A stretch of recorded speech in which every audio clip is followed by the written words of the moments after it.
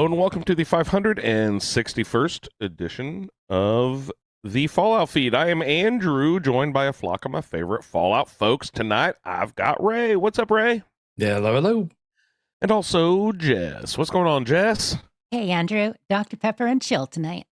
Oh, gotta pop open a cool Dr. Pepper. Anybody see our fun little chat Calm Horizons and I were doing this morning at fucking 5:30 in the morning? I was scrolling back through your Discord conversation yesterday, Jess. You said something about, I don't remember what your comment was, something about Dr. Pepper. You know, because that's pretty much always a constant in our group. And I just thought, wait a second, is there a Dr. Nuka-Cola? Did they have like a version of everything? Plus more. And we don't really have an equivalent. Is there Nuka-Cola? And then, then we're all bouncing ideas off of what that thing would be called. Yeah, I saw some of it this morning. I got, a couple of my favorites. You got, Dr. Half-Life, Dr. Isotope. Yeah. My favorite one was, I think, Dr. Doctor. Doctor. Give me the news. I love it. That's a good one. I just thought that sounded appropriate. Ooh, Lee said Dr. Proton, too, from the Big Bang Theory. Dr. Proton, yeah. Who was Bob Newhart or something. Classic. Yeah, no, it totally was. I mean, Sunset Sarsaparilla. I know it's a sarsaparilla, but it's got that flavors and spices that might make it a little bit the Dr. Pepper to Pepsi. To Nuka-Cola's Coke, but I don't know. I was associated. I know it's not the same thing as root beer, but I was associated with root beer, birch beer. That sort of the wood beer. Yeah. Oh my God, you ever had ginger beer? Oof, I thought it was gonna be like ginger ale. Oh my God. Kicked my ass. I love ginger beer, nice and spicy, Jamaican style. Oh my God, kicked my ass. So good. I actually got some in the fridge right now. Use it to you mix it with a little pineapple, a little rum, makes a good drink. Use it to clean.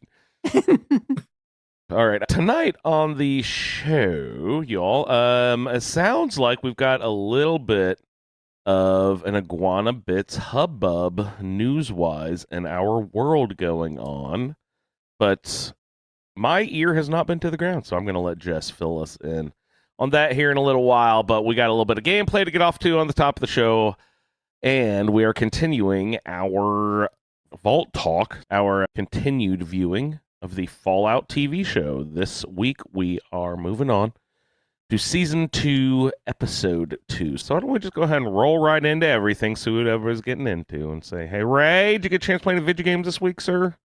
I did play a little bit of video game. Did you? Video game. Singular. So I spent a lot of time in Star Wars. I had a desire to try out their revised Mantis quest. But meaning the original quest was a Mantis quest, and they've redone it into a Mandalorian quest. And remind me what the Mantis was in Starfield. The Mantis was the Batman of Starfield. Oh, okay. She struck fear in the hearts of pirates and spacers. Where'd she live? Of course, no one knows. Secret lair. In her lair. Mm-hmm. And she had left it to her son, who never really wanted to have anything to do with his weird mom, because she was a really, harsh taskmaster. Yeah, I can only imagine. And as he was going through, he succumbed to the trap. So he was not found worthy. But so they redid it to be a Mandalorian quest, and found out at the end that it was a Twi'lek Mandalorian, because the helmet has two big shielded protuberant slots. Wait, when you put on the helmet now, you have like fake head tentacles? Yep. I just said something about Twilight. I thought you were going to be a sparkly vampire. That's what I heard at first, too. Absolutely. So the one thing I was really curious about is, so it required you to be at least level, I think, 75 for the quest to kick off, which seemed really high, especially with as slow as you level in this game. I was going to say, don't you level super slowly in comparison to Fallout 4, which you already level super slowly in comparison to Skyrim? Yeah, in Starfield, if you want to super level, then you set up a vessel mining facility, and you mine a ton of aluminum and iron, and you make 1 million adaptive frames, and you get 1 million XP. Oh, but sweet. They took that away in Genesis. Quit exploiting. So you can't run up your levels that way, which is all fine and good unless you need to get to level 75. So I had gotten to about level 35. At that point, I had already collected enough Beskar ingots to craft my own elite Mandalorian armor. They don't need to get to level 75 then, right? No.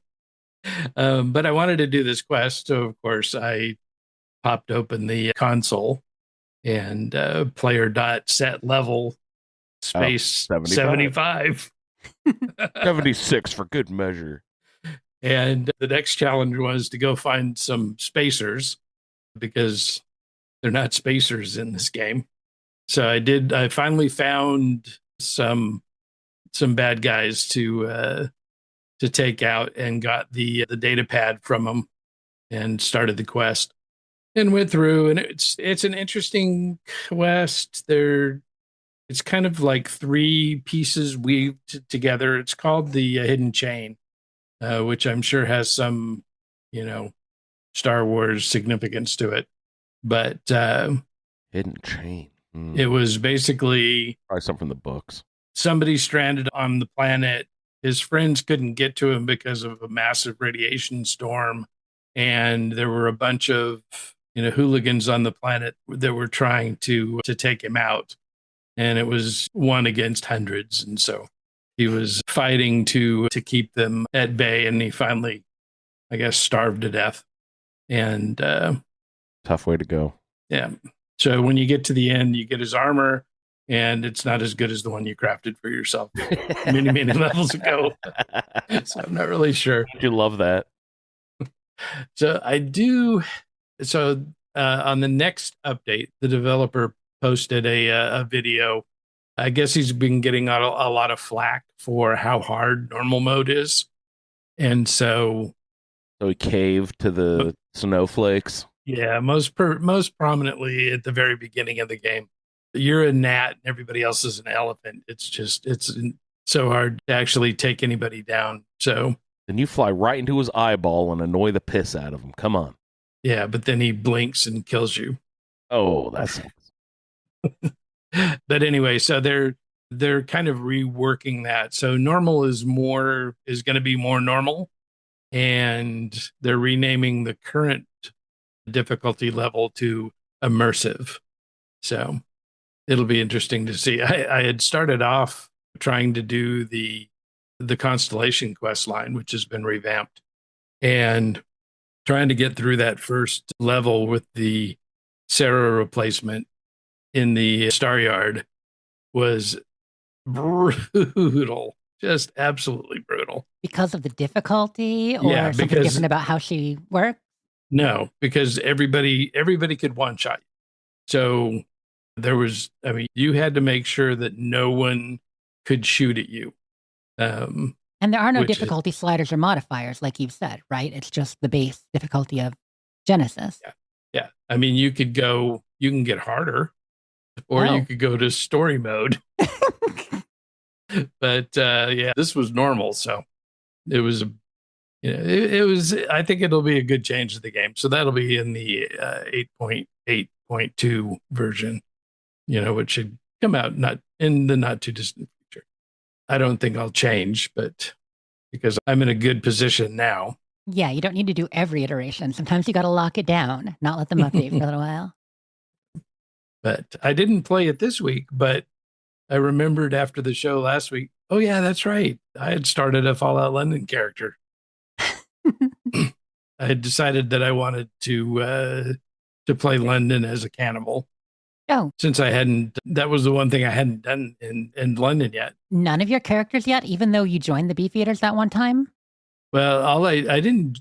So you don't actually join the Beefeaters because they're not a joinable faction.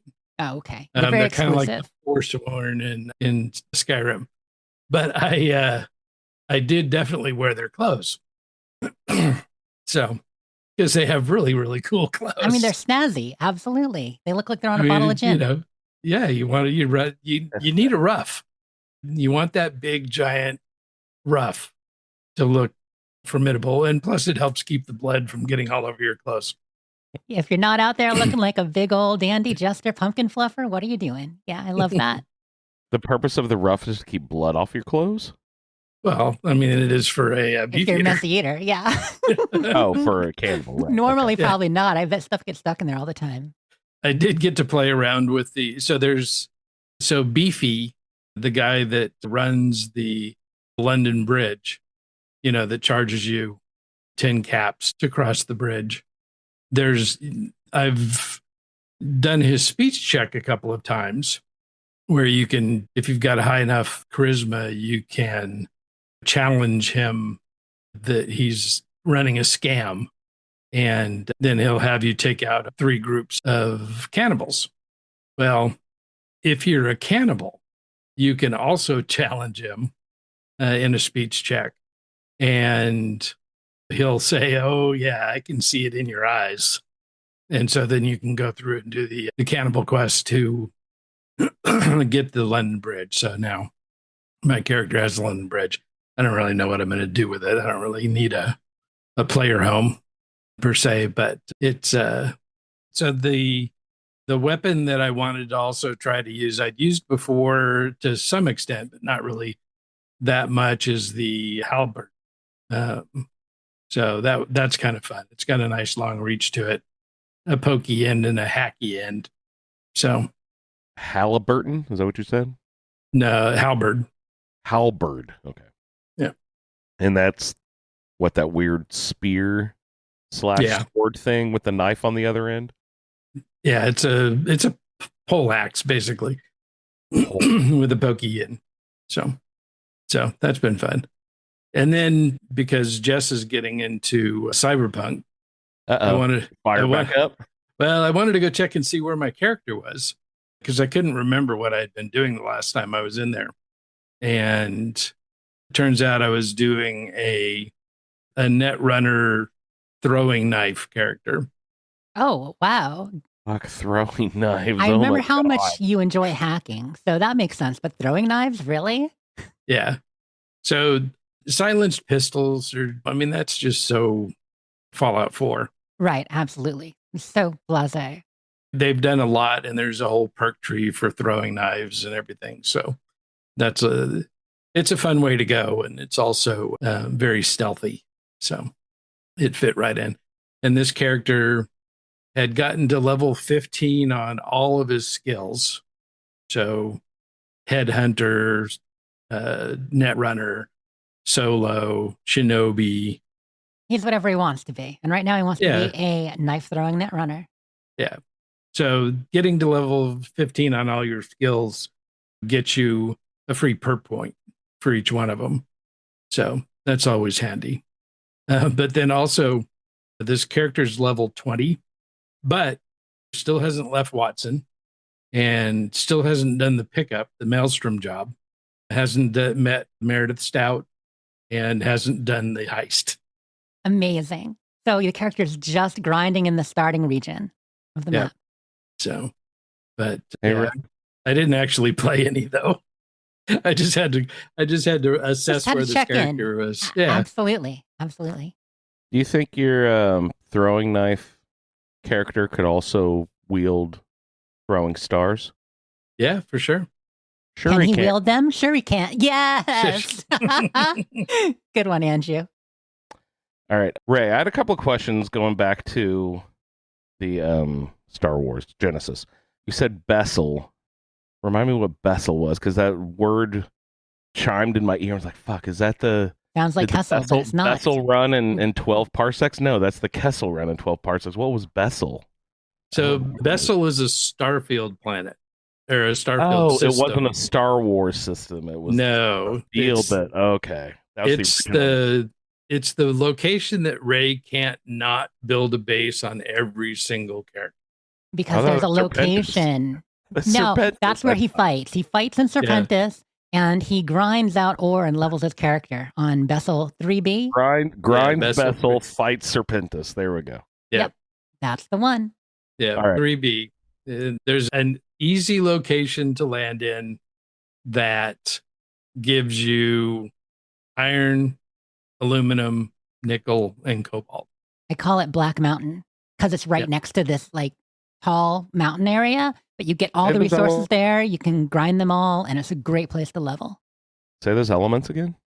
So aluminum, iron, nickel, and cobalt. I call it Mount Nika. If you had manganese, you could make batteries there. That's crazy. No, but you can make adaptive frames and isocentered magnets. So many. And if you manage to set up a vendor there, you can also sell them and then grind again. Make $1 million and get $1 million XP. Yep. It's a lot like in Sanctuary when you level up early on using building XP there for a bit. Mm-hmm. Also, Ray, you mentioned Beskar ingots, which implies a mine somewhere, right? Can you go mine the Beskar to make your armor, or how do you get the resources to make the Beskar Mandalorian armor? So you find ingots. I get it mostly from boarding ships. So it's in the captain's locker. Those Beskar ingots are not just laying around. But you haven't found a mine per se or anything. No. Have you gone to the healing waters of Mandalore yet? Does that exist? Is there Mandalore, the planet of Mandalore? That's where you find the Beskar Forge. Right. Which is a unique forge that allows you to forge things from your Beskar ingots. You get to interact with an armorer there? Is there an NPC there? No. No. Okay. It's just the forge. The forge in the show looks really fucking cool. Yeah. Neat. All right. Yeah. Let's see. I was also thinking, you mentioned a radiation cloud. So that like hindered their pathway or something. Mm-hmm. I don't remember radiation ever being a concern in Star Wars at all, ever. And then that made me think, how the fuck do they power their starships? Magic. Are they nuclear powered? Are they nuclear powered starships? Yeah, they're powered with hyperdrive fuel. That's fusion core. This is not something they mine and refine or something. You don't think? It is in the game. Oh, it is. Yeah, I mean, okay. Technically, mechanics were not implemented in the original Starfield. I would imagine for ease of gameplay, it's not required now. You have a distance that you can travel with your ship. Mm-hmm. And so you have to do jumps. So you can't just travel from one end of the galaxy to the other. Yeah. So I don't know why they don't just use dilithium. I'm sure they could find some Ferengi willing to trade. Sure that. Well, it's just fun because, I never really thought about how they fuel any of their starships. And then, like, with how many fucking crazy starship chases and battles and stuff there are, there's never been, that I can recall, the super dramatic scene of, I'm running out of gas. I need to get to a fuel station and get refueled. Nobody in Star Wars thinks about that stuff. That's why it's space fantasy and not really as science fiction as you would think. You stand near a cool reactor. It's got red and blue lights. It goes rub, rub, and you somehow don't get cancer it works. from it. Exactly. Yeah, the dose from that radiation over time, that person their hair would fall out and they'd die. All right, let's see. I had one more note, but I can't even read my handwriting. The forensics of... you're in Cyberpunk. You have these throwing knives as your weapon. Does anyone ever care when they find, like, dead bodies and stuff? Like, does anyone ever be like, oh, hey, there's this knife. Oh, now we have fingerprints. Let's go chase this person, try to figure it out. Are there ever, like, cops on your tail from finding dead bodies and stuff? Like, has anyone ever added that aspect to it? Yeah, so Cyberpunk does have that. That's so cool. That's very neat. So if you end up injuring a civilian, then the police will chase you. So if you run them over with your car or fire a shotgun. That's usually when I get in trouble. Is you'll shoot a shotgun at somebody, but on the other side of them is a civilian, and they'll take a couple of pellets. Hit by buckshot. Yeah. And next thing you know, the cops are chasing you. Are you hunting grouse or something, Ray? Put a fucking slug in that thing, man. Come on. But with throwing knives, well, actually with anything, if you have a stealth kill, if somebody patrolling an area, a fellow bad guy comes across one of his dead friends, then he's alerted and looking around and trying to see. And if you hit somebody and you don't kill them, then they have a general idea of where you're at. They just kind of stand there and look at the knife and say, okay, it's pointing up there. And so they start shooting. That's fun. Okay, cool. But, that's interesting that they added that. Good. Yeah, so both of those are in there. So you can definitely get chased by the cops. And if you injure a civilian, and the bad guys will notice if one of their buddies drop. Yeah. As they should if they're a good friend. True that. Ray, any other gameplay you would like to talk about? No, that pretty much covers it.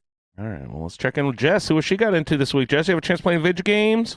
I don't really want to talk video games so much. I just want to talk the bits. You want to talk about what you're playing first, or?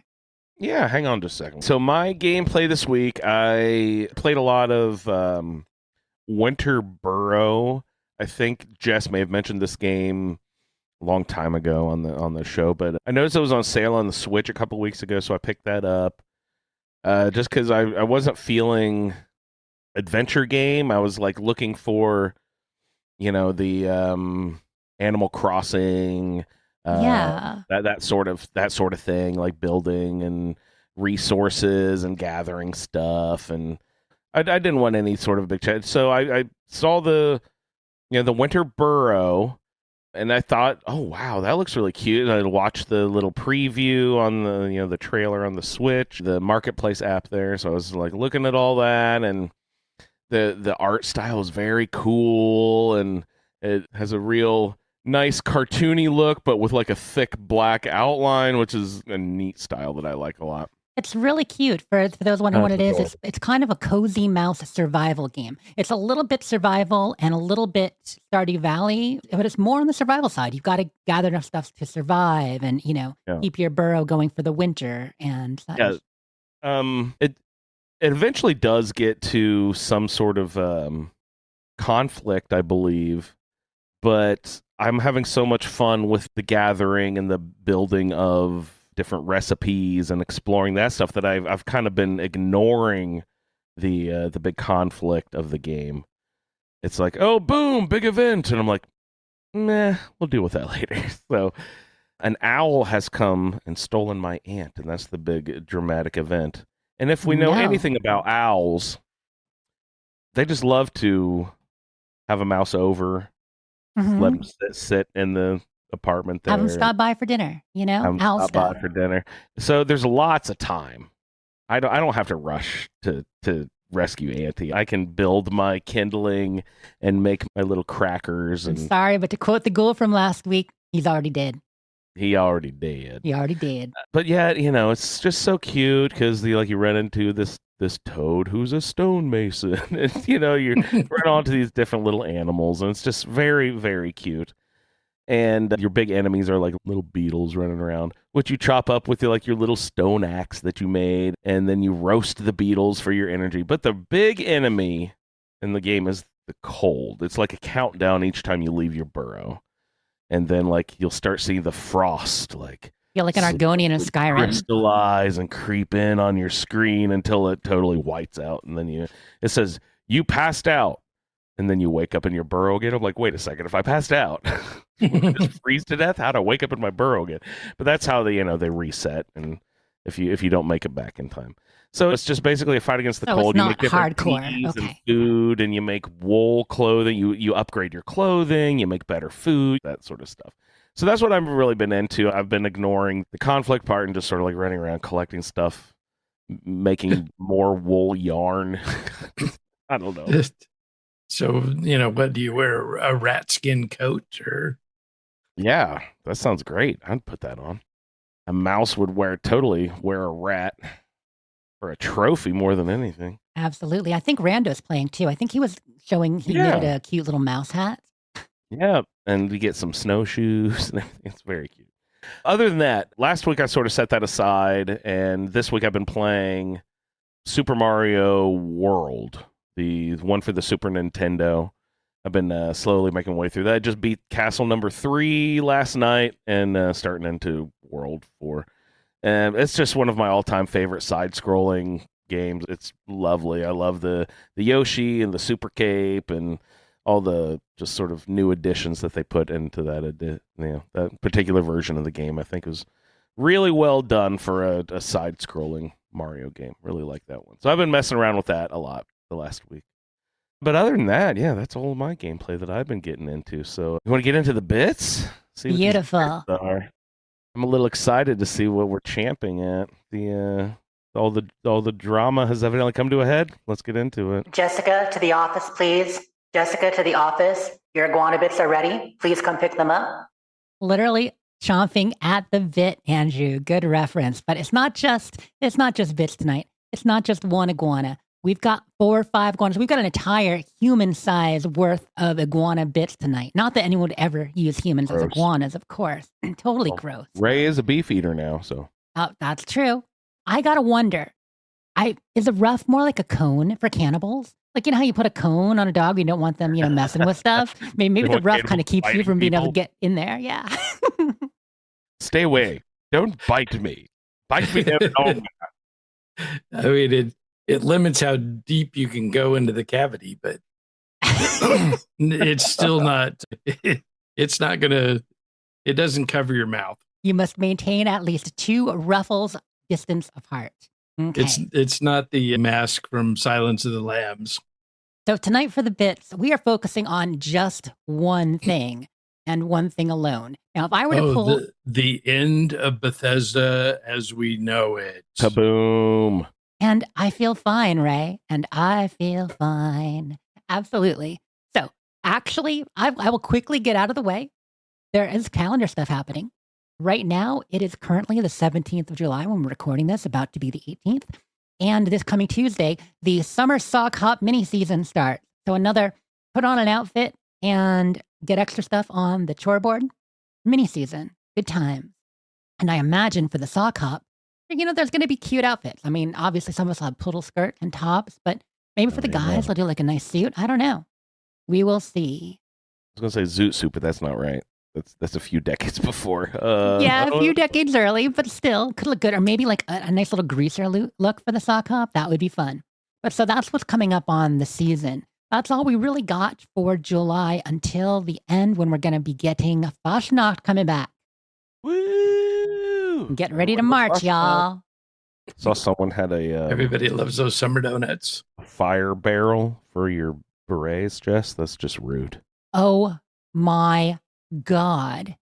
Muffin humping son of a motherless goat. Okay, so there's this camp that I apologize, that Rando shared in the Fallout channel.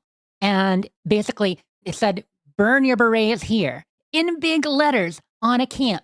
And a nice little billboard and an arrow pointing to fire barrels. Seriously, a beret incineration center.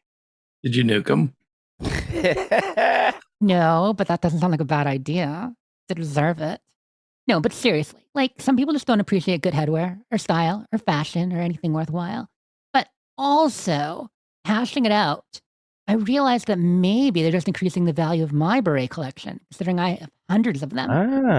If I can corner the market, total beret domination as people give in to their base urges and blow up or burn their berets like people blow up cars, it could happen. What's in those berets?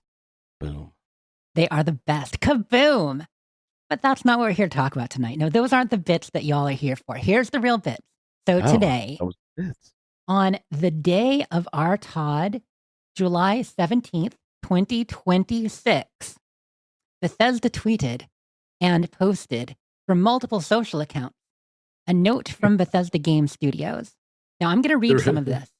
did it start off with the rumors of our death are greatly exaggerated? It might as well have. It came with pretty pictures. It was just a note with a handprint that said, "We know." We know. Amazing. Yeah, no, they said, hey, you flock of Fallout folks, listen up. No, here's what they said. We love making these worlds as much as you love playing in them. Today, we want to share what's next for Bethesda Game Studios and what you can expect from us in the years ahead.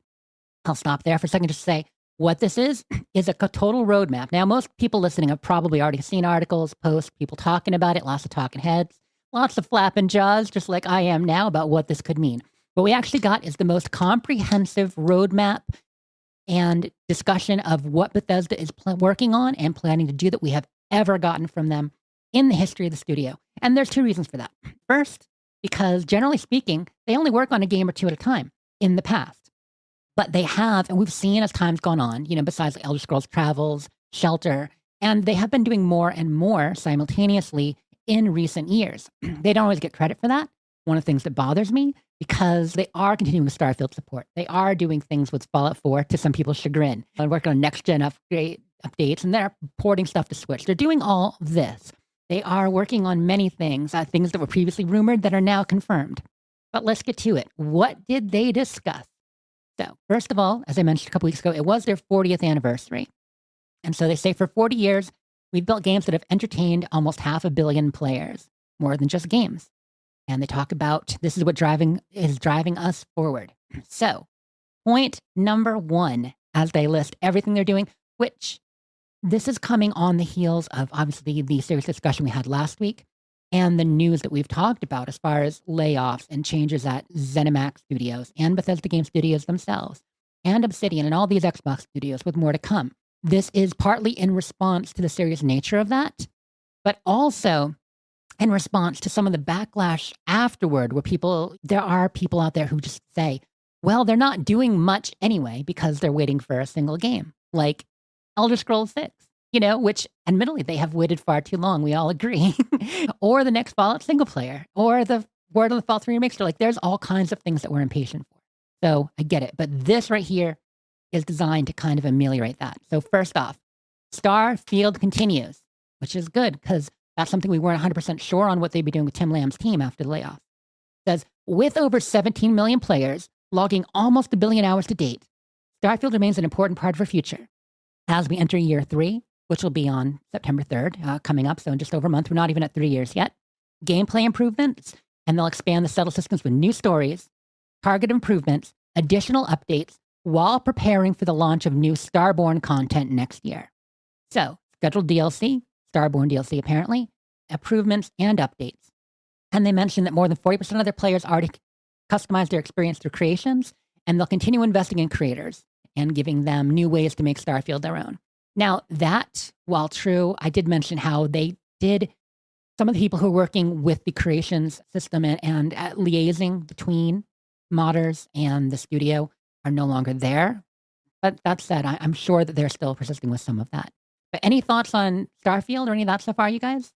I'm glad they're still supporting it. Yeah, I mean, it makes sense. It doesn't, there was never any, reason to think that they wouldn't continue. I mean, that was a big, brand new IP. Right. They're not just going to let it fizzle out. Right. Big, brand new IP. And yes, perhaps it hasn't sold as well as Fallout 4 or Skyrim, but it's had a really solid base. It's sold better than most of their previous games before those ones. And as they've mentioned today, over 17 million players. That's plenty. And we knew that it was well over 12 million. I think the last official number we saw was about 12. Fallout 4 and Skyrim each had 5 previous games in the series to build up. Yeah, right. So you compare Starfield's sales to Fallout 1 and Arena, and I'm sure it's doing fine. Well, and to be fair, any new IP from the creator of Fallout and the creator of Elder Scrolls and the continuer, the creator of recent Fallouts, they're going to attract people from that reputation. But that's exactly right. So, yeah, I'm with you, Ray. I assumed they would be moving forward somewhat, but I did think that that they may slow down, that we may not get another full expansion, that it might just be creations from here on out. So it's good to get that officially, because that is what Todd said. Like, what Todd said should stand until people say otherwise. And during the talks with Tim and with a couple interviews with Todd around the launch of Free Space, Free Lanes and Terran Armada, they said, this is not the last of Starfield. We will be making more. And so it makes sense. And I'm glad to get the confirmation. Next up, created by players. So they go into stuff about the creation kit and all that. And they say, from the beginning, we've provided players the tools to create their experiences in Morrowind construction set. This year, there's another major milestone for creations with the expansion of Fallout 4, which is true. That just launched into Fallout 4 this year, joining Skyrim and Starfield. So now all three of their franchises have the creations platform system for mods. Now, not everybody uses them because, of course, they've been allowing mods forever on PC, but we have them on console. It's now in creations, and there's more to it. They are also proud to say creators have earned more than 10 million in royalties from their work, which that's kind of a staggering figure when you think about it. I don't know how many verified creators are out there, but you have to become a verified creator to earn money with your mods. And I've mentioned before that in talking to verified creators, a lot of them have confirmed, without giving exact figures that they can't give, that the split for the creations are significantly better and feel in their favor compared to what Creation Club was in the past. So people who will say, oh, paid mods is just lining Bethesda's pockets with no work, well, they're doing a lot to support them. They're doing a lot with the tools, but also the mod authors are getting a significant portion at this point.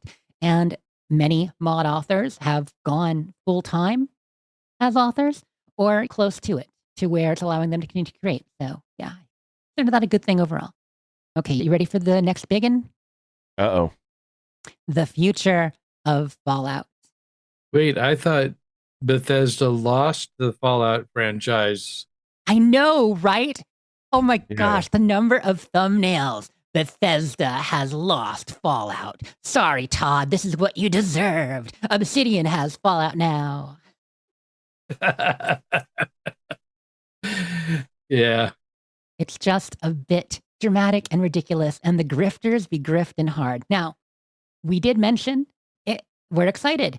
It has been announced that Obsidian is working on a Fallout game. We talked a little bit about that last week, I believe, although the week is jumbled together. So was that in time for the show last week? I think it was, but I suddenly don't know. Okay. Yeah. Good. So, that is one of the exciting updates to happen, which in the face of layoffs, again, can be difficult, but got more into that. Josh Sawyer leaving the team. But yeah, despite what's being said, no, of course, Bethesda Game Studios is working on Fallout. And of course, they're the ones working on Fallout 5. That has been the case. And of course, they have multiple Fallout projects in the works. Todd has said that several times recently. Again, when he was interviewed around the launch of Terran Armada, talking to Mortismal Games and others, he said, while Elder Scrolls is our primary focus, we have multiple Fallout projects in the works. That verbatim, that is what he said. So as Ray was saying before the show, we talked about the big bits. Like, most of this is stuff that we knew if you pay attention. But there are a lot of people who they follow whoever's shouting the loudest somewhere, and they think Bethesda doesn't do anything anymore because they haven't got what they're looking for, Yeah. It's the damn algorithm. That's a lot of it. It really is. So you want to hear about the future of Fallout, Andrew? I don't know. Is it going to piss me off? Well, actually, only if you don't want any Fallout games to come out, then yes, this is going to piss you off. Or if you're upset about the lack of Shelter on this list, because... Yeah, where's my Shelter Online? Actually, you'll be really surprised because you're about to hear something about Shelter. Okay, let's go on. Fallout is one of our biggest priorities today. Fallout 5 remains our long-range destination, and we have multiple Fallout projects in active development. First, Fallout 76 continues to be home to millions of players exploring Appalachia together. They talk about the updates. However, here's the big one. Quote, in fact, we have a major Fallout 76 expansion planned for next year, Raven Rock, a prequel story to Fallout 3. Yes, they are launching an expansion called Raven Rock as a prequel to Fallout 3 in Fallout 76. I have no idea how that's going to work, but I cannot wait. Okay. Let's see, Raven Rock. That is the Enclave facility. It's on Solstein. Yeah, so it's on Solstein. You get your fucking ice axe there, the chaos. You got to cross Red Mountain. Yeah. Yeah, that's the Raven Rock they're talking about, the one on Solstein. Wings. Yeah. No, so we don't know anything beyond that. However, it would explain why some people have seen references to the Capital Wasteland in some files. That while they have said that they're not doing expeditions anymore, this sounds quasi-expedition-esque. I don't know. We'll wait and find out. But that's really exciting. And I'm curious if that is going to be the 76 update to the game. Because John Rush has said at SGF and other times recently that y'all will not believe what we're doing for the 76 update. And we currently are on update 69 or 70. So that could be next year. I don't know if this is the one, but it might be the one. Next up, Fallout 4, the most award-winning game in the franchise, just celebrated its 10-year anniversary and passed over 35 million copies sold to attract a new audience. So that's not what's next for Bethesda, but they wanted to give that milestone there. We also know, quote again, players want to revisit previous Fallout experiences. While we're not announcing any dates today, we have been working on remakesters, sick, for both Fallout 3 and Fallout New Vegas. Both. Y'all are dumbfounded right now. Y'all are dumbfounded. You're shocked. No, I know what Ray's thinking. Ray is like, I'll believe it when I see it. Yeah. I know you too. Yeah. Ray will believe it when he sees it, and Andrew thinks, oh my God, they're going to make those games playable? Awesome. Both are kind of valid, despite the fact that we did just play through both of them. I totally get that, why you look forward to it. But yeah, so... Well, the Oblivion Remaster did for Oblivion to me was just outstanding. It was. It really was. Please do that to New Vegas and 3. Oh my God, make those games playable, and I will love you. A few of the issues with lag on the Oblivion Remaster for some PC configurations and some things, if you really turn down settings stuff, it ran well for the majority of people, and it ran fantastic on consoles. So yeah, hopefully we get that treatment or better. We knew Fallout 3 it had never been officially confirmed, but we knew Fallout 3 was coming. However, Fallout New Vegas as a remaster has been in doubt for a while. Like, yes, it made sense. Yes, they know the fans wanted it. But people have said such things as, oh, I don't know if they could. I don't know if they still have the source code. But you know what? They could remake it. And they've got the game. Like, it all depends how they work on it. We know that if they want to do it, they can. And apparently they are. So I can't wait to get years of speculation on that. Next up, Fallout Shelter. They're just talking about State of Fallout here. With more than seasons, yay! It is the most popular way to experience Fallout with more than 250 million players. There's more ahead, including new seasons, Andrew. Look at that. Yay, new seasons. Give us your money. Additionally, and you might groan here, an unscripted Fallout Shelter television project is in the works with our partners at Amazon and Kilter Films. That's going to be like a live action it's a Big Brother reality show, Big Brother type, vote you off the vault. Big Brother in the vault. You don't know how to create a filter for the water chip, you're off. Dude, if they have a challenge, can you imagine a social community challenge? Design an experiment to run on our players in the vault. And how cool would that be, right? I've always wanted to be overseer for a day or a lifetime. For a lifetime. It's good to be overseer, I'm just saying. Good to be overseer. Tom Petty said that, I think. Next up, they'd like to congratulate Kilter Films and Amazon Studios on 10 Emmy nominations for Season 2 of the Fallout show. Just came out. And production on Season 3 is underway, which we know production actually started about a month ago, the actual filming for the show. And yeah, they got 10 Emmy nominations for Season 2. What was Season 1? Do you recall? I don't remember how many, but there were a significant number. Yeah. Was the general consensus the Season 2 just as good, not quite as good? I haven't really paid attention to the... It varied a lot. Season 2 had more fan service. I think the overall consensus was maybe if Season 1 was a 9, Season 2 was an 8.5. Is how I put things together, as in it was almost as good, but not quite there because, like Ray was saying, they kind of stopped halfway. Yeah. Like, we're not quite there yet. Yeah, didn't quite finish it. There's more to come. I mean, we just wanted more, And finally, something else to mark on your calendar, y'all. And I mean, maybe it's not as big as a mini season, or maybe not as big as Foshnocked, but while they won't host a traditional Fallout Day broadcast this year, they're already planning something special for Fallout's 30th anniversary in 2027, when Fallout Day will be celebrated live in Washington, D.C. Okay. So they are doing Prime making an appearance? A Fallout Day celebration live in Washington, D.C., which makes you think, is that going to coincide with when they launch the Fallout 3 Remaster, which also takes place in Washington, D.C.? Would you say 2027?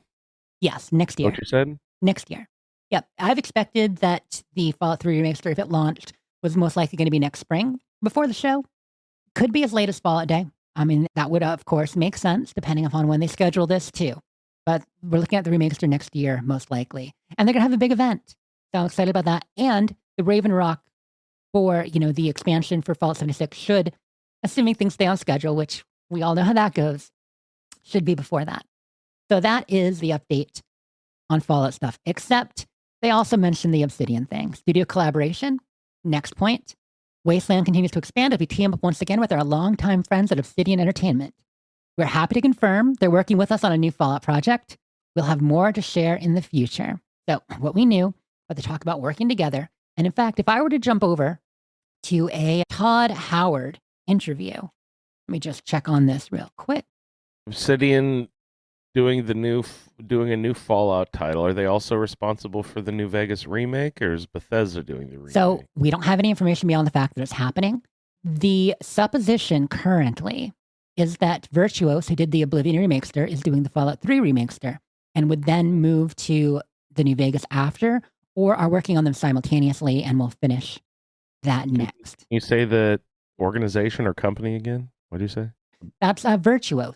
They're actually... Virtuos. So they're a worldwide network of studios. They do a lot of work for hire. They were known originally as a bit of a port studio, porting games from one system to another, doing versions, working on next-gen versions and updates, etc. Or occasionally, DLC for hire, stuff like that. So not everything they've done has been... There's been mixed results with some of their ports, but obviously you know how the Oblivion came out, and hopefully Fallout 3 is at least as good, if not better. They may have learned some stuff from the Unreal hitching that some players experience. So we'll see.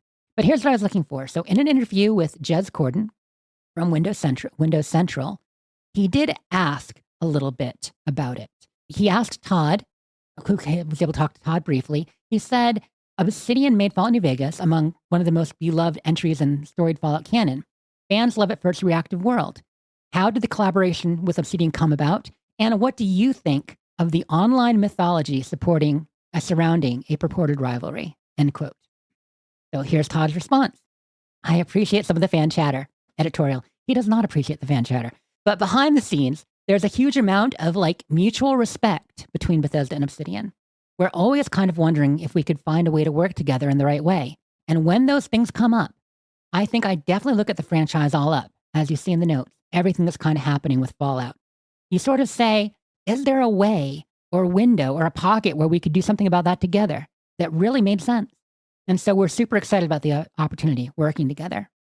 He goes on to specifically, and this isn't a quote anymore, talking about how Obsidian's workflow mirrors Bethesda's, with a core team that's been together for decades and a lot of legendary Fallout alumni there. And Jez took the chance to ask Todd if we could see maybe more collaborations in the future with Tim Cade and Obsidian, Brian Fargo at An Exile. We could see more products more in the future, like an isometric Fallout 1 remake from An Exile. Hello, you guys know I've been saying that forever. Fallout 1 on the Wasteland 3 engine would be awesome. And Todd said the teams are, quote, pretty in sync, end quote. And they've seen and heard pretty much every idea for Fallout spinoffs. So obviously neither confirm nor deny, as always. But still, that's fun. That is fun.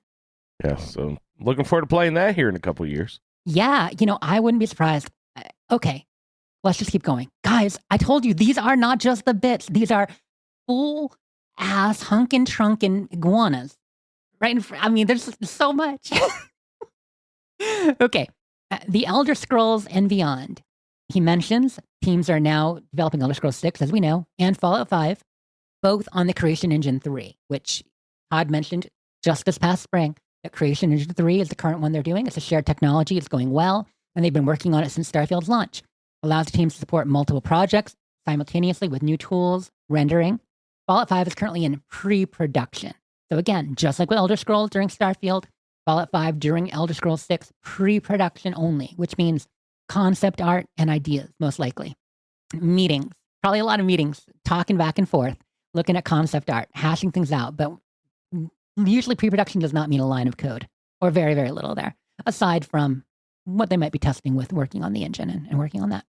But going on, over 65 million copies of Skyrim sold, which is great. Last number we got was 60 million. Players are still exploring Skyrim 15 years later, but we know it's been a long wait for the sequel. Next chapter is on the way. We are where we plan to be. We're loving how it looks and playing it every day. So that's the quote. And I think that last sentence is the most important part. Just affirming that not only is it on the way, but they're where they plan to be, which awesome. Loving how it looks. Hell yeah. That's what I've heard. People have seen it too. And playing it every day.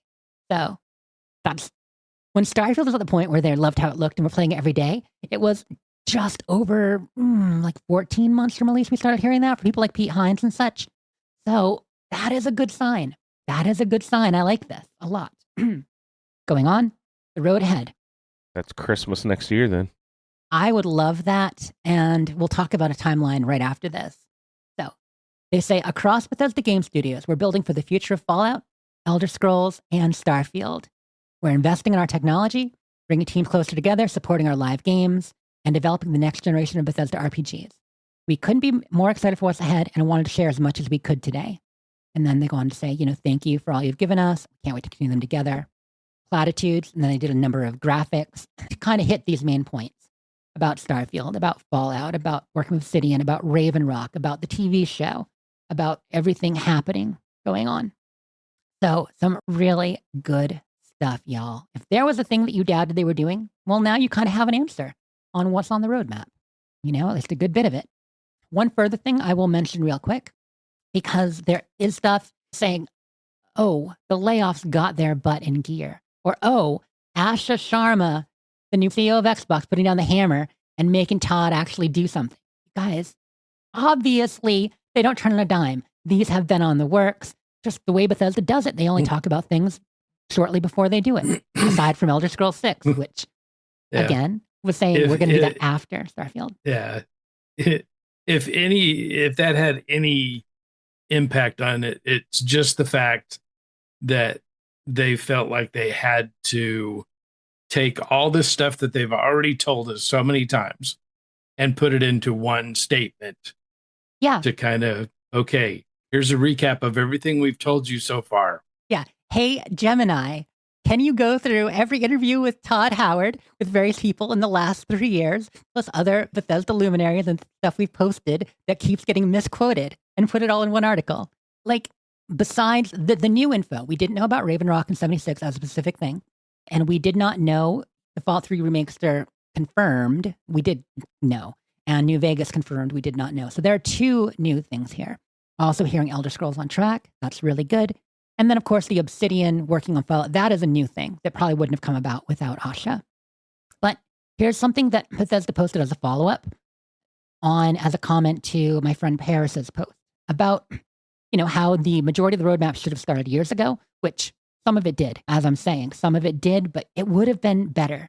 I 100% agree. If they had a new Fallout game or a full remaster ready for season 1 or season 2 of the show, absolutely. But he talked about that a little bit.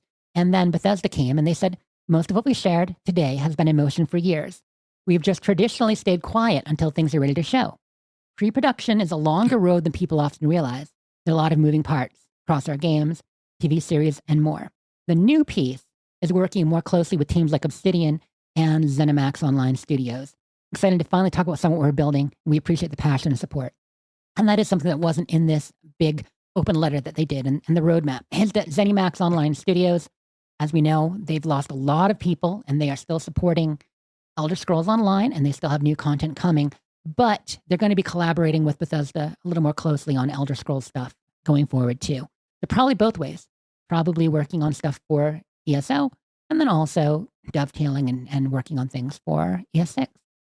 Yeah. So, and really the TV show thing, those were just missed opportunities. Those are things that they're getting spanked for in the boardroom, because investors are pissed off that they could have made more money. Yeah. Money, right? They could have made more money. Bring it home. Bring it home for Papa Sachi. Yeah.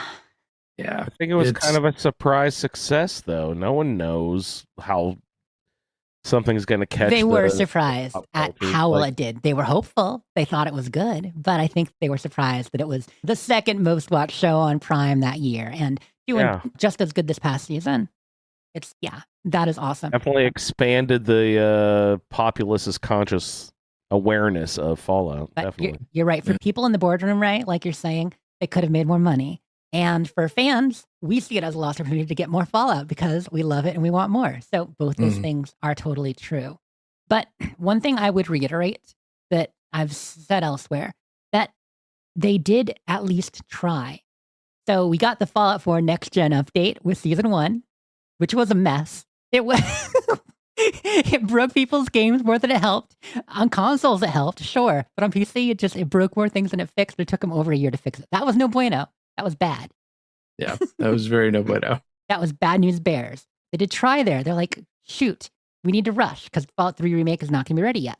And then they did, given how popular it was and how it actually brought people to 76 too, they did try to have stuff coming to 76. You know, that summer, we got a number of new cryptids and they did the Valley there.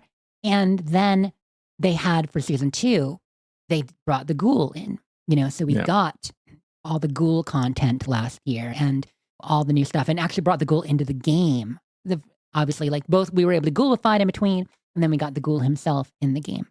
So as far as how they implemented it, whether it's enough, no, they obviously, it would have been better to have more. But I just thought it was important to say this stuff has been in the works. And honestly, without COVID and without, like, if you look at their roadmap, where the original leaks came from, the roadmap, they had planned on having the Fallout 3 Remaster out a year or two ago in time to coincide with the show. And it's a shame that they just couldn't because of things. So that is what I got for the bits, y'all. All right. Good bits. Yeah. Big chunks this week. So what? We're moving on to Vault Talk time, right? Yeah, in just a minute. You know what? Let me just lay down the Jessica timeline. Okay. Now, this is wrong. This is dead wrong. Okay, I'm tragically optimistic, but if you guys want something to kind of set your sails by and think about. So, my original thoughts had been Fallout 3 Remaster, early first half 2027, Elder Scrolls 6, either late 2027 or by fall 2028. So, between fall 2027, fall 2028. Now, I would say most likely the Fallout 3 Remaster with Fallout Day, given they're doing the special event, and then most likely ES6 2028 now. I have bets with some friends that it's going to be 2027. We'll see. But this announcement, I don't think they're going to launch the Remaster and ES6 within a few months of each other. That's most likely not happening. Then the Obsidian Fallout game. People are like, oh, that's going to be years. You know what? I wouldn't be surprised if you saw it in 3 years. Obsidian often finishes games within 3 years. They're working on a base of some stuff they already had started. So what if we got 27.3, 28 ES6, 29 or 30, maybe even 29, the Obsidian Fallout game, and then a year either after or before the New Vegas Remaster. So we're looking at 3-4 years of Fallout, with it, Elder Scrolls 6 in there, if it holds. And then Fallout 5, probably 32 at the earliest. But hey, stuff to look forward to. God damn it. This all this bullshit just lets them keep pushing that Fallout 5 more year after year after year. Each one of these new projects that we all pretend to be so excited about, just pushes off my Fallout 5. God damn it! So it will be nice to have playable versions of those clunky games. It'll be really nice, and I have high hopes for the Obsidian Fallout as well. Well, so my only hope on the Oblivion Fallout in New Vegas Remaster is that they revive Doc Mitchell's spinning head. Was that was a feature that they edited out of the game. It was so disappointing. Was it like when the bee hits the cart in Skyrim? Yeah, and the cart flips around. It was exactly like that. You'd be sitting there talking to you, and his head would rotate vertically around his, vertically. I assumed horizontally. No. Oh my God. It would spin. Oh, gee whiz. It was like the back of his neck had a pivot point, Yep. And his head just spun around it. He turned into like I got a little bit of a long neck. Not quite like the long dogs in 76 back in the day, but a little bit giraffish, and he just spun. It was so creepy. Wendigo head. Yeah, that was the best bug ever. Chat is saying Starfield 2 in November 2077. Y'all, if we're going on the Just timeline again too, don't expect Starfield 2. The next property we get in Starfield, if anything, will probably be a spin-off or a collab or something else, probably in the far future. I don't think Starfield is set up to be a sequel game. I mean, maybe eventually, of course, because all things can happen, but it's not on the timeline. I doubt it's even being discussed. I do not think that's what Starfield is. It's a place to play Genesis. Exactly.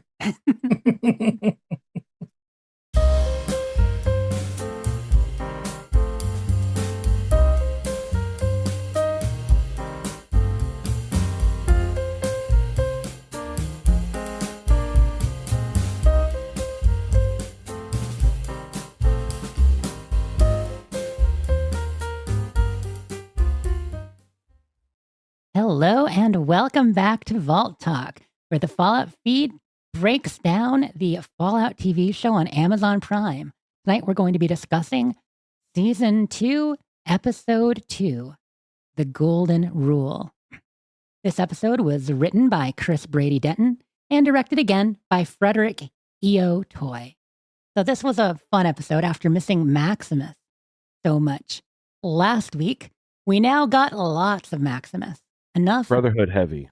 Yes, it was Brotherhood heavy. So it's going to get heavier as it goes on. But I was really happy to check back in, and I think we got some really dramatic moments here in this episode. First, we start off with a scene that would perhaps be one of the more controversial moments from last year. And yet actually seeing it, I think it really established a lot. So you guys one of you want to lead us into this first scene, visiting Shady Sands? So evidently Shady Sands was moved to a more lush location because it was all green and, flourishing. This is before the incident. Yeah. No, I get it. But when you visit Shady Sands in Fallout 1, it's just desert. So we've got the whole relocation aspect, but we got to see... Well, we know they can rotate a dinosaur's orientation, so they're just playing freewheeling with all of our absolutely geography here. Dinosaurs, cities, all of that. So we got a really nice overview. I enjoyed the overview of it. I like seeing it lush, seeing the areas where they were growing. And the reason it's lush is because they're kind of showing that it was becoming a more advanced civilization. The NCR had become more advanced. They had irrigation. They were getting water. So we load in on Max. And Max is just a kid. And he's walking through the square of town after we get the big establishment shot with Shady Sands. And he's walking through a market. And there are people talking. They're wearing more 50s-esque clothing, which is nice. It's nice to see some people in the wasteland that aren't just wastelanders, raiders. A lot of these people seem like real people. And they're establishing that this is functioning society. You've got a book cart. They're actually reading. People are literate. They got a market. They're selling vegetables. So Max is walking down the street and we see him saying hello. And we then switch over to seeing his father. And he is working on a water pump, which looks just like the pumps in Fallout 4 and 76. That was really great to see. Working on the pump, the purifier, hammering on it, tinkering away. We see that he's very handy with technology, which might be where Max gets some of that from. One of the reasons he went into the Brotherhood, among other things. And he pulls a glass of water, tests it for rads as his wife comes over and leans in. No rads. Clean water. Clean water. Super excited. He then goes and he has his wife take a sip and a drink. Mm-hmm. He says, we could have more kids. Only if you can learn how to shit them out your asshole or something. I was like, whoa. Yeah, I didn't love that line. I don't admit it. I was like, whoa. But it was funny. The idea is that more water, town will grow, everybody will grow, their family can grow. But the wife was not quite as on board with that. Families are the foundation of civilization. To be fair, I feel like Max's dad was more thinking about the first part of that than the latter part. But probably. We pull out to a wider establishing shot again of Shady Sands. And on the outskirts of town, on a little farm, there's a guy propped up in his garden area behind a fence, kind of looking down the road. And up the road, we see someone coming leading a Brahmin. Actually, he has the wagon, right? He's actually pulling a wagon. Yeah. Pulling a wagon. Hauling it with him. So he comes in, and then we get a fan service moment, in a way, where this guy, he's with the NCR. Look at that. He's got an NCR helmet and uniform on. Okay, cool. And he's saying, patrolling the Mojave almost makes you wish for a nuclear winter. Here, I have that. Patrolling the Mojave almost makes you wish for a nuclear winter. Over and over and over. I love the fact the way he repeats like that is, while it's explained in a minute, it's kind of a nod to the games, because just like took an arrow to the knee seems to be like the ubiquitous line you hear all the time, which you don't actually hear that much, but enough that it became a meme. The Cloud District.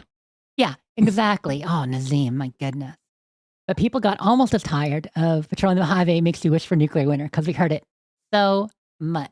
It was one of the common ambient dialogues. So him repeating that was kind of hilarious. But he also looks a bit out of it and a bit zombie-esque. And he's walking into town with his cart. Are his eyes bleeding yet? No, that might be later. Hang on.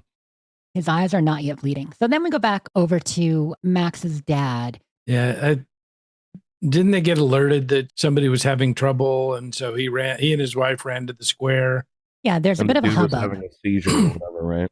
And Max was already there. And we see people clustered around the cart.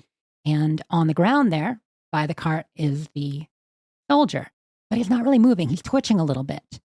And he's still starting to repeat the line. And he looks very out of it. And then his eyes start bleeding, as you're saying. Yeah. And they're calling for a doctor and, somebody, we need to help him. Yep. And then Max's dad rolls him over and sees the chip on the back of his head. Which alerts him that something must be happening. Yeah. How big is this one? Is this a larger one or is this a smaller one? It's a bigger one. About the size of a scarab beetle, maybe? I don't know. How big are scarab beetles? I don't even know. Why'd you use that as your unit of measure? It's the same size as that thing nobody knows. Scarab beetles, that thing everybody talks about. Yeah, that's 17.2 scarab beetles tall. So he starts looking around, and that's when he pulls the cover off of the back of the wagon and finds the bomb. Yeah, what a good-looking bomb. Okay, this whole thing was a surprise. So we get the bomb in there, and it's one of the large payload ones, like the kind that, not that you would use in a Fat Man, but that you would actually get from the facility in Fallout 4 to be able to... Yeah, the Sentinel payload facility. Right. Sentinel Cyber, not quite megaton, but... Yeah, it wasn't as big as a megaton, but it was, the big ones that are in the Sentinel.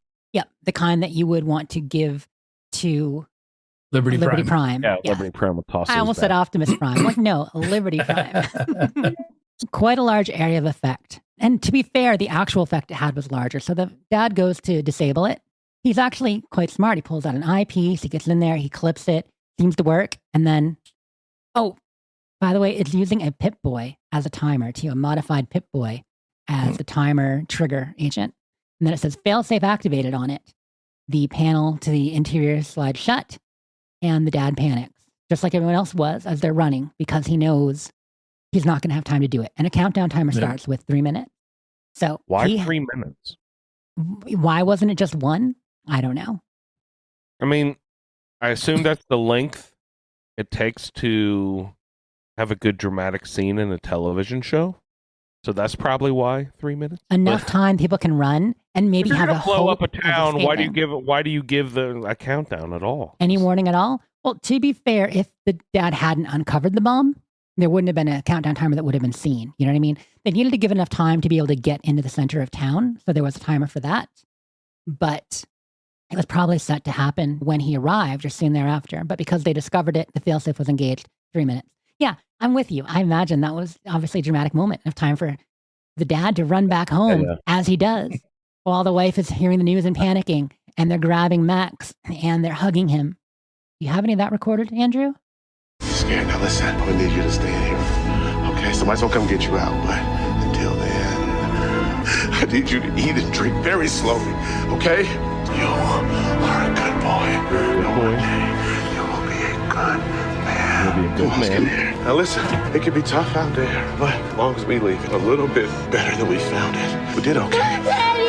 Did good. We raised him. We did it. We raised him. That's what he says there at the end. I was like, wow. Yeah. At this point, that's all they can do. They can try to make sure he survives.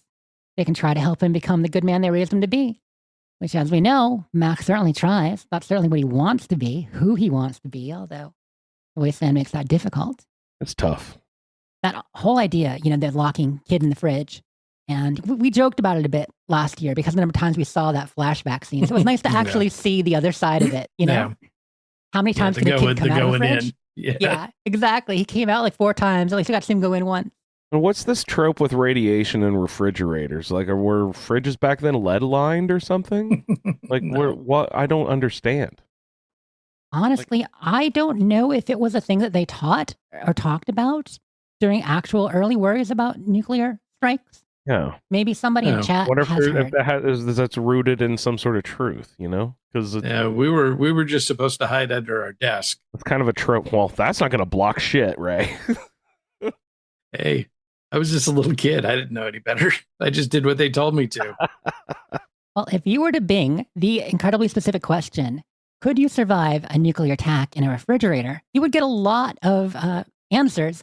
Oh, yeah? Almost all published within the last year because of the Fallout TV show. Although some probably due to things like Indiana Jones. Yeah. Mm-hmm. And Billy, the kid in the fridge, and all that. Right, People are saying that it is unlikely. Surviving a nuclear refrigerator, fact or fiction? Unless it's lead lined, it's very unlikely, I would say. Yeah. Scientific analysis concludes surviving a nuclear bomb in a fridge is highly improbable. But still, it makes a good story and an amusing quest. That's pretty cool. So this is what Max goes in. So we jump from this dramatic moment to a big pullback. We see flash of light while he's hugging his wife. And then we get a look at the actual explosion and this town, Shady Sands we saw, a mushroom cloud in the middle, and a rounding explosion that's covering the entire area around the city. All right, for those of us who haven't watched season 1 in forever, do they give like all of the background and reasons and everything why Shady Sands was blown up? Nope. Okay, we learned that in season 2 here. Okay. The background that we do have is that it was her father who did it, that it seemed to be done as retaliation, partly for his wife trying to escape there and taking the kids. And then also... Okay. We learned about that in season 1. We learned about that in season 1. The cornfield and stuff, right? Yes. And then the biggest thing we learned is that part of their idea for Reclamation Day was they did not expect society to come back on the surface. They actually expected a lot of people to die out and for them to be able to emerge. And when they do, kind of become the ruling power. That was discussed in the meeting before and in a few other moments, that essentially the fact that a society was growing and that Vault-Tec was wrong about what was going to happen out there. Oh, yeah. Okay. I'd forgotten about that aspect of it. That was sort of proof that they were incorrect. And he was trying to wipe the slate clean based on the original plan and projections. Yeah, because when you emerge for Reclamation Day, you don't want any competition at the surface. Right? At least these guys didn't. Right. Right. Because Bud's brain talked about that last episode.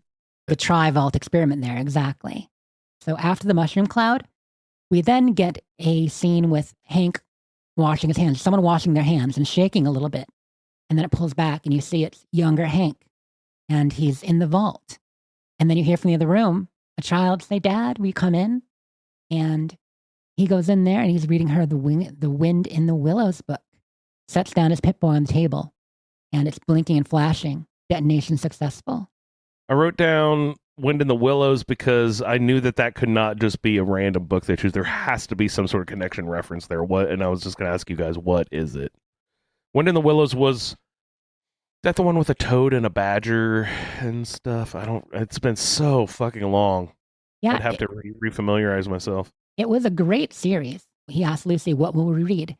And The Wind in the Willows? Ah, The Wind in the Willows. And then Lucy, of course, says, "When's Mom coming back?" Oh. Mm-hmm. Bad news, honey. So he sets in a little domestic moment, and it just kind of shows, the lengths Hank will go to in the double life he was leading. Yeah. I'm sure if we dig into it, there's a Wind in the Willows meaning or something there. It can't be random. Then we go back to growling and gunshots in a dark room and a close-up on Maximus's face, right? Oh, with the ghouls, right. Yeah, the factory stuff. Yep. He is walking through a factory with, I think Riley is the knight with him. It's Maximus and Knight Riley, and they're clearing out feral ghouls in a facility, which looks very much like a Poseidon energy plant of some kind, something like that. It's thought got it a looked classic really look. neat. Thought they did a good job with the factory atmosphere. Yep. And so he goes through, shoots a few, and then you get to a room with a desk and a really dramatic ghoul unfolding moment. It's very much reminded me of Super Duper Martin Fallout 4 when you hit that first bathroom and they start coming through the windows and off the floor and folding themselves. Very creepy. And you're like, oh, that's dramatic. And then she stands up. As soon as she stands up, we just get to Maximus pulling out his pistol and blowing her up. I was trying to notice the weapons. They definitely sounded familiar. Like it sounds like they used maybe even like a similar, if not the same, sound files in the show, or try to mimic them at least. But I could not get any good, clear visuals of the weapons they were using. Could you, like... Yeah, it was a standard laser pistol. Laser pistol? Yeah. And I thought that Riley was using a different weapon. Was one of them using a minigun or anything? It just sounded like there was like a big do like a... Let's see, that wouldn't be a minigun. That's a... what are those called? I don't remember, sorry. He may have been using it earlier. So they look it up and they move the dead body at the desk back. Obviously, someone running the facility. And there's a box on there. And Riley says, that's what we came for. And Maximus says, doesn't matter. I guess. Pack it up and report to the vertibird. So he's coming in there. Maximus, very confident in this scene, in the time that has passed since before. We know time for the Ghoul and Lucy to make it from California out to the Mojave, where they are, and stuff to go on with Max. And he's on a plan. So they pack it up, report to the vertibird. You get Max going back. He jumps into the vertibird and they're flying, once again, looking very serious. And you see them flying over to the Caswinen. It's not the Pridwin, right? It's the Caswinon. Right. What's it? Caswinon? Is that what you said? Yeah. Mm-hmm. Caswinon. Yeah, which is technically an alternate name for the Pridwin, which is probably why they used it in Arthurian mythology. Some Welsh word, right? Mm-hmm. Exactly. And so they fly back to the Pridwin and... sorry, I'm just going to call it the Pridwin. Let's shortcut all... Yeah. They're all Pridwins. They're all Pridwins, yeah. Don't save your emails. We know. Even though last season people could zoom in and even see Pridwin lightly printed on it. But whatever you want to call it. You see knights and squires and Brotherhood on deck. You see the vertibird getting close, and then the actual hook arm comes out, hooks onto the roof where the thing flips up, pulls it up as the wings fold in, able to dismount. And you see Maximus and everybody hop out. And as they hop out, they say, all hail Knight Maximus. All hail Knight Maximus. With their very deep voice modulators. Exactly. And you can see he's got like a visible shift in demeanor. That I'm kind of calling out. That Max just looks more confident. Walking down the deck is the same. He looks very serious. Like he's on task. And you see him see Elder Cleric Quintus and Dane standing on the edge there. Still. He definitely feels a new sense of responsibility. Also, not just responsibility upward, but an embarrassment downward, if that makes sense. Like he sees the actions of like the way other soldiers are behaving. Like they have multiple examples of this throughout this episode to display his development as a character, right? So like there's multiple times where he's chiding people throughout the BOS, whereas last season he was part of it. You know what I mean? I would say in this, he's now at the point where he's got to be a bit of a role model. He is the sword, right? Yep. The dude was like, I'll be the whatever and you are the sword. He is pretty much the lead knight for this chapter, given the situation of how things have been. He's Quintus's right-hand man. But I do think you're right. It's a theme throughout the episode that Maximus has gained more responsibility, that he's living up to more who he wants to be, partly because of, as we saw with his dad, and, we see where some of those ideals he has came from in the NCR and the way he was raised. Also, partly from what he learned from Lucy, like he said last season, that there was somebody good out there, and it was her. But throughout the season, and this episode in particular, we do see moments where Maximus is almost getting disillusioned by things the Brotherhood does, right? The way they act. Oh, absolutely! Immediately, you can see as soon as he starts getting promoted through the ranks, he starts seeing the cracks. You know what I mean? Yep. And so then we get a quick cut to a scene with a classic Fallout playground. There's a couple of swing sets there and a rocket. And there's some people all bundled up like they're on Dantooine or something, right? Yeah. Who are these people? Are these scribes? What are they? Yeah. Looks like they were scribes. That's what it looked like. Had we seen a similar design to that in games? Like that just sort of looked sort of different to me with the scarves wrapped around the head and stuff, you know? And I assume that was just to keep sand debris out so they wouldn't breathe dust or whatever. Yeah, because they were in a bit of a sandstorm. I would say it's a new outfit they made up, but I mean, it's practical. The goggles make sense. We've seen flight goggles before. Right. We've seen pieces of it, maybe not put together exactly that way. Yeah, I love those road goggles. Those are sweet. But I like the way they knew where they were going. They got to the rocket. They opened it up, and there's a secret, there's a panel and a device inside, and they plug in a fusion core, which they've got a lot more of now. Fusion cores, they were getting a little bit more scarce over time. They plugged it in, and they said, we got power. And then we switch back to Max walking up to Quintus. This is where he's actually come up to him. And Quintus says, you encounter much resistance? Maximus, abominations, nothing we couldn't handle. And then he looks at the elder and he says, what is it, with the device he handed him? And he's told it's the key to our new home. Quintus goes on, a little bit speechifying up close. The Brotherhood has become scattered, broken into dozens of rival chapters. Side note, love hearing him say dozens of chapters, something that, again, we didn't really have confirmed about Brotherhood lore in the current situation until here. So dozens of rival chapters, but now we have the strength to unify them under one banner. Here, with the mightiest arsenal in history at our disposal. Yeah. And then you see the pylons start to rise up out of the sand. Oh, the sand is blowing. That was very cool. The windmills open up and start to spin, and it uncovers the base that was hidden under the sand. Yeah, it's very much like the Dervish camouflage system in Hidden Valley, right? In New Vegas. Say the Hidden Valley is born. Yeah. Yep. This isn't the Hidden Valley site, though. We're about to find out that it's actually in Area 51. But it's a similar kind of system. So I like the way they tied that in together. Remembered that, oh my God, that's hilarious. Yeah. But so that was super cool. And then we see that uncovered. And then we flash back to the conversation Maximus and Quintus were having. And as he pulls away, he says, together we will fill our promise, kind of as a sidebar to Max, to make better this fallen world. My son. Calling Max. Together we will fulfill our promise to make better this fallen world. My son. He is so dramatic when he talks. Like, that clip is 7 seconds.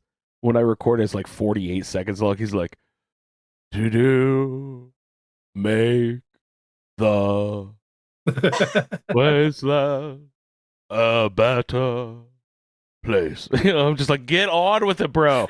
Dramatic. Someone's got to give that guy some Mountain Dew. Speed him up a little. Come on, let's go. Yeah, man, give me some jet. We don't have all day. The episode's got to be under an hour. But yeah, Lee in chat is asking, how did they know that they could uncover the base with enormous fans?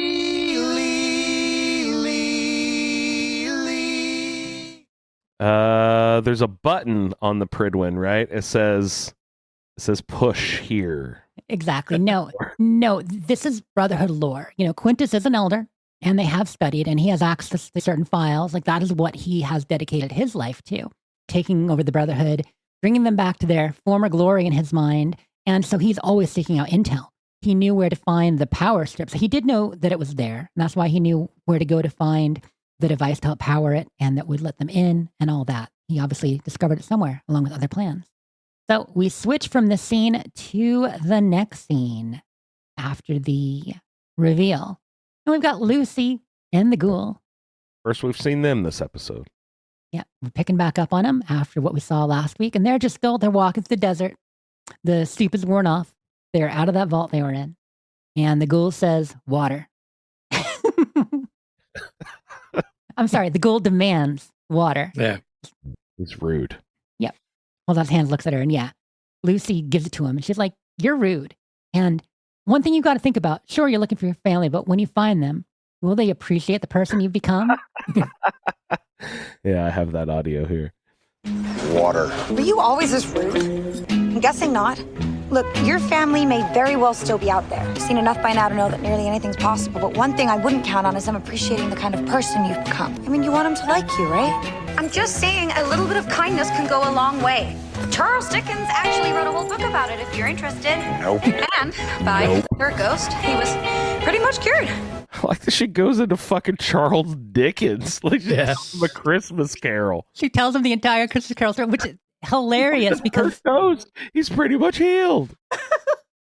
So we know in between when she started that story, like we probably skipped ahead like 5 minutes of her just nonstop talking. Yes. And he's like, nope. Nope.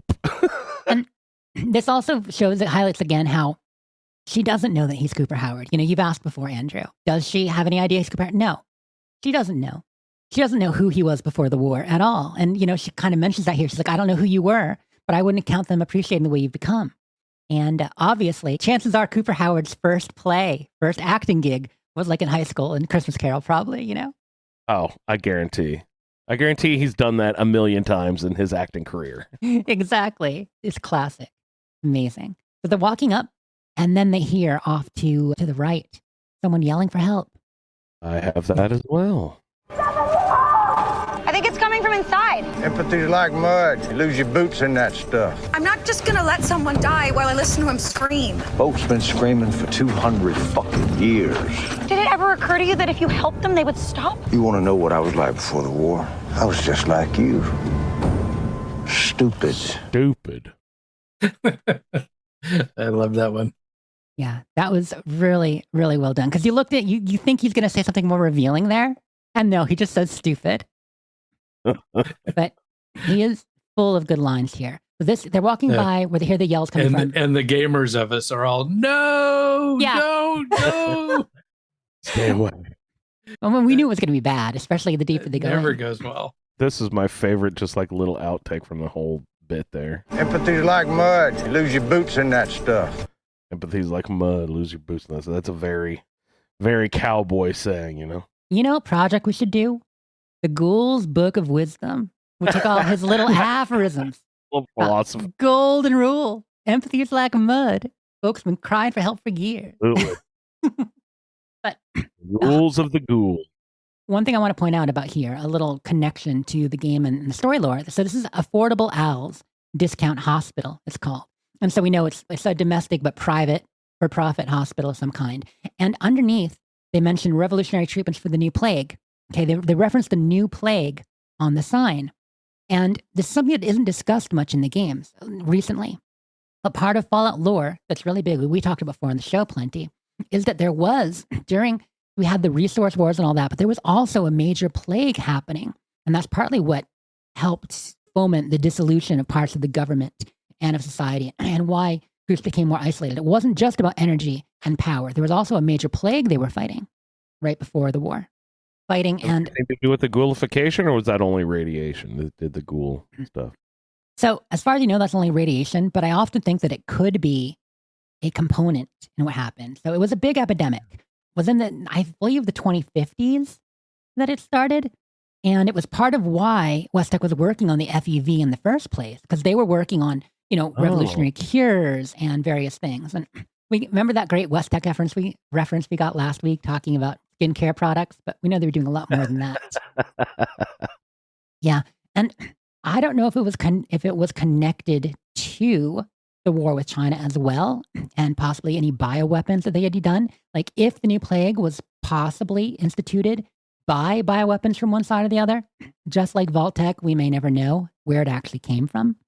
But we do know that they were trying to combat it, and that's partly what spurred a lot of West Tech's research. Anyhow, empathy is like mud, right? But no. Lose your boots and that stuff. Lucy says doing the right thing's never a waste of time. So she trucks off, and the ghoul sighs and follows. Why? Just leave her. What's okay? I guess he needs her, right? Does he need her? He does. He's following Hank. I mean, so she. So yeah, there's two things here. I mean, first of all, at this point, you get the idea that they've been traveling together for several weeks now, and despite the way things started, the ghoul is somewhat fond of her. He feels a bit responsible. He is somewhat fond of her, even if he is annoyed as heck by her most of the time. Well, I mean, come on, really, his opinion of her is bait. And that's part of it too. As we're going to get to in a later episode, he needs her for that. If he dangles her, Hank might pay attention and lead him to his family. There you go. Look, I'm tragically optimistic, y'all, okay? Empathy. Empathy. He's losing his boots as we speak. So going into the hospital, it was a cool scene. You see them coming into the underground parking garage, into the building proper. Very much like going into AVR Medical or some of the other hospitals in Fallout, various signs. Now, there are a couple of references that are kind of funny. They talk about fighting the plague and various things, but there's also a sign that says, what is it? Half off lobotomies? Nuh-uh, that's hilarious. Yeah, up on the wall. I didn't see that one. It says half off lobotomies, which is just kind of hilarious. And so they're going through, and it's getting more ominous as you go in because it's an abandoned facility. You hear the screaming. You know a place like this, like these kind of abandoned buildings, especially the larger industrial ones, are havens for lots of ghouls or all kinds of critters. We don't know what exactly. They go down the stairs, and as they're around the corner, we finally see there's a woman. So Lucy goes running up to help. And the ghoul has a line, and I believe he says, "Tunic, aren't you awful far west?" Pretty far west now, aren't you? Yeah, right. Awful far west, ain't you? And Lucy, of course, is like, what's he talking about? She says, ignore him. I got one stim pack left, okay?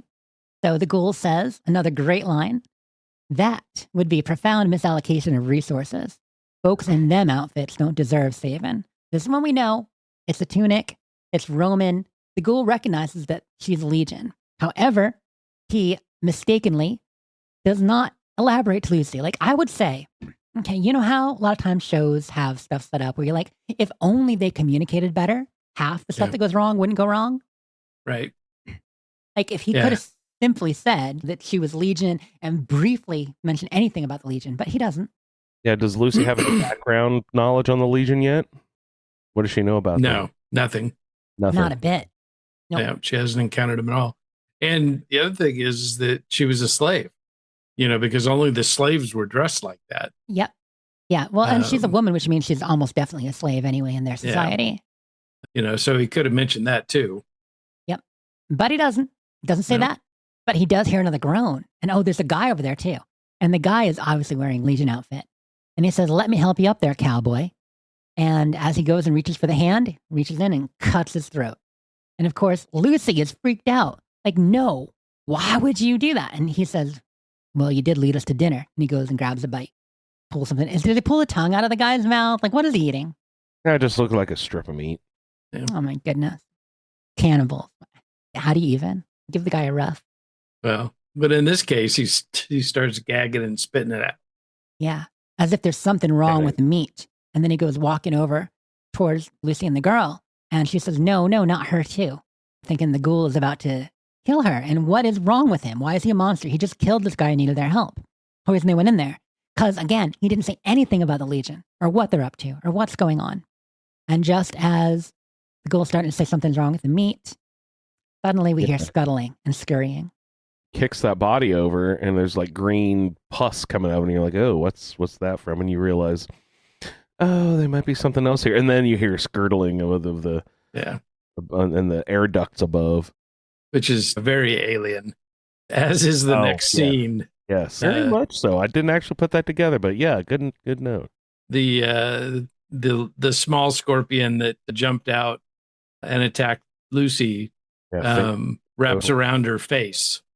Face hugger, right. That's a good great. reference. Good pull. But it's not just one. There's the small scorpion, which look more like a bark scorpion. You know how we have the bark scorpions and the giant rad scorpions and all in there? I'm not sure if it's supposed to be a baby rad scorpion or if it's actually a bark scorpion, like in the game. But it was the paler, that kind of beige colored scorpion. Yeah, beige and compact. But then as they fight it and get it down, it jumps on the ghoul and the ghoul's like, get the heck off me. Then the big giant rad scorpion comes busting in, right? Like through the doors. Through the door, yeah.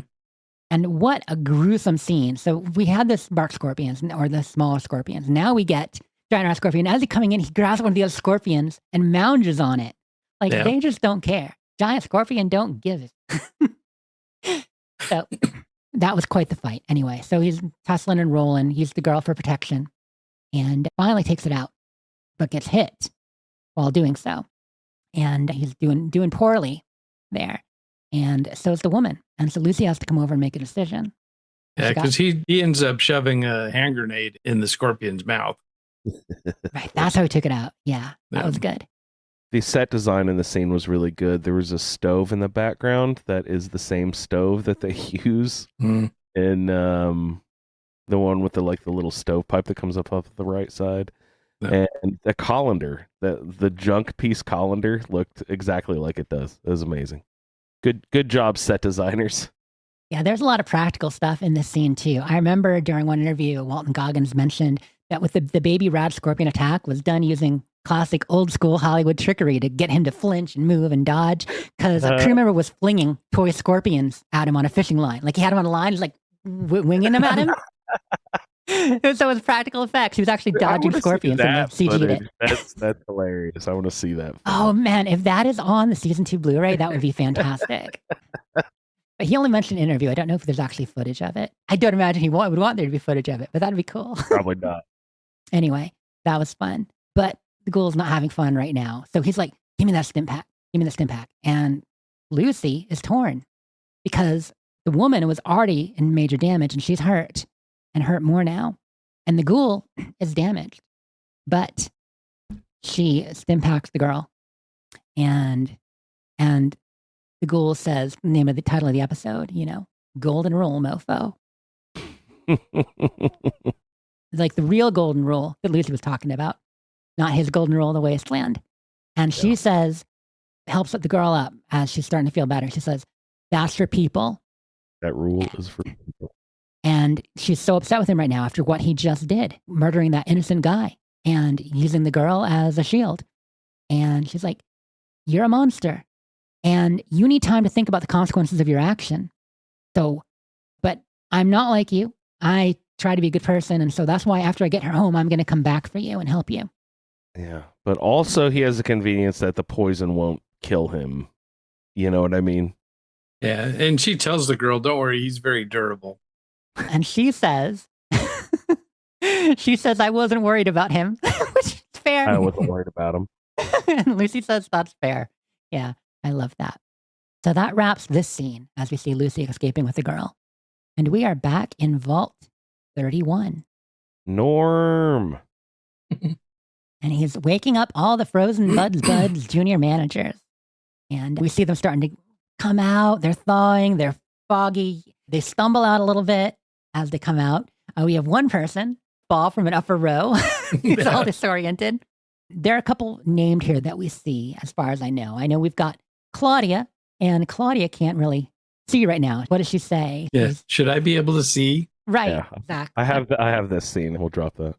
Where's Bud Askins? Has anyone seen Bud Askins? I'm sorry, why are we all here? I thought this was going to be more of a one-by-one situation. There's been a change of plan. Should I be able to see by now? Relax, Claudia. There's been a change of plans, obviously. Gee. Relax, Claudia. She good? I'm okay. Everyone, if I can just try and explain. They thought everyone at once. That must mean it's Reclamation Day. About that, it's been 200 years since you were frozen. It is Reclamation Day. But unfortunately, Bud Askins is dead. So if we can just try and remain calm, we need to figure out a way to get out of here together. Get out of here? Wait. You're saying we're trapped? Is there someone else that we can speak to about this? Try and stay focused. Someone ate all the crackers from my welcoming kit. We're all gonna die. I love is there someone else we can talk to about Aaron this? needs to talk to a manager or Clark, whatever his name is here. Yeah. Oh, that's so great. And someone ate the crackers out of my welcoming kit. Obviously, Norm trying to survive the last, week or two, stuck here in Vault 31 with just Bud ready to stick him with a needle. Yeah, God, this is fun. It is great seeing them. Like, it's comic relief to an extent. You see them, Norm doesn't really have control of the situation yet. He's trying to talk, but they're just waking up from this. They got a pecking order. Claudia's great. I really like her. And I love the way the one girl pops in, like after she's saying, wait, we're trapped. And she's like, Claudia, obviously plans have changed. Like she's just repeating what the other one said. We're having a conversation here. We're all gonna die.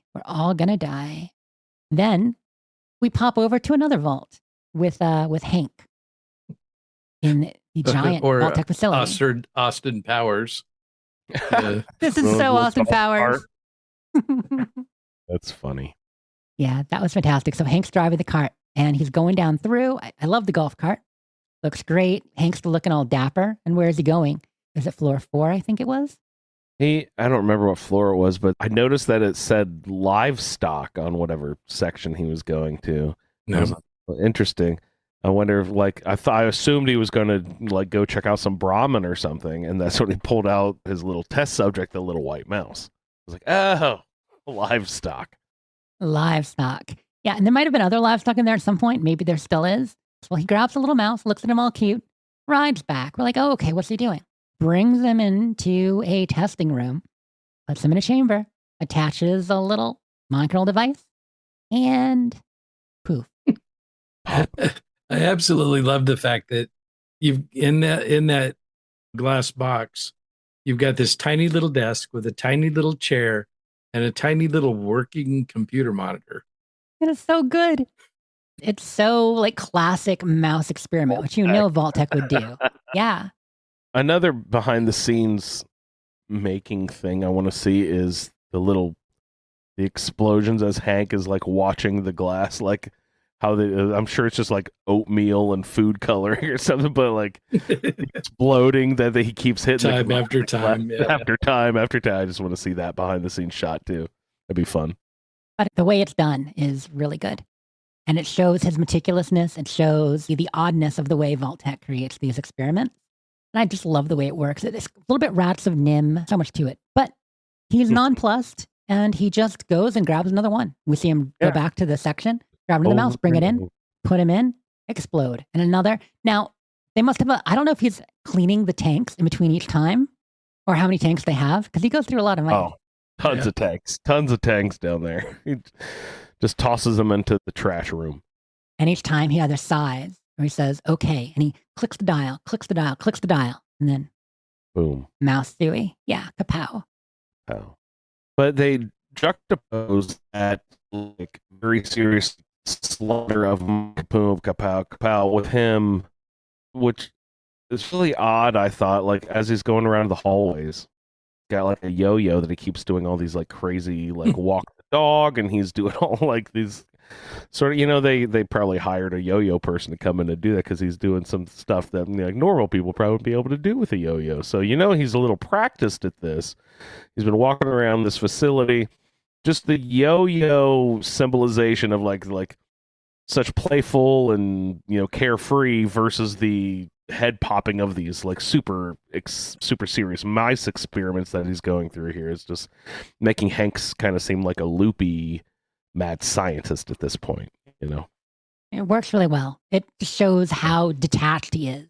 Like that the Hank we see is there's layers to him. He really is just, you'll beg me to work for you or whatever, you'll beg for my help or whatever he said. Exactly. And you see how manipulative he really is in a lot of ways with that. And the scientist in you, I saw you put in your notes, like, what is he testing for? What variables is he changing? Yeah.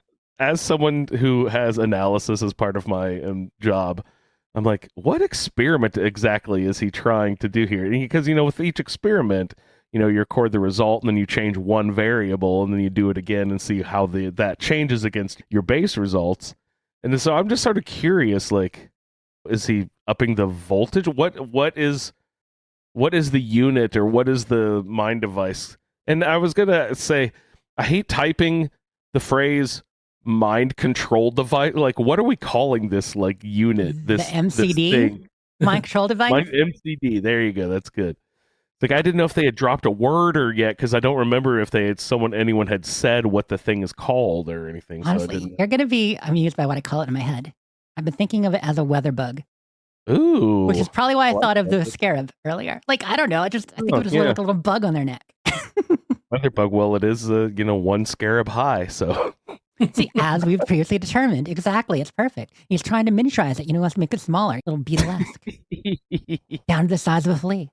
Down to a water. It didn't mutate. Down to a flea. Perfect for soup. You wouldn't even see it in there. You just swallow it. Oh, it all comes back.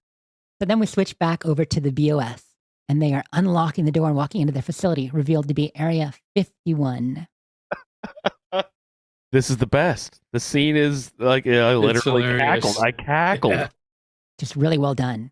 Like dramatic music. And they stride in and you start seeing stuff as they do, like treasures. And it's very Indiana Jones and the Lost Ark, which, by the way, I believe you do see the Ark of the Covenant on one of the shelves.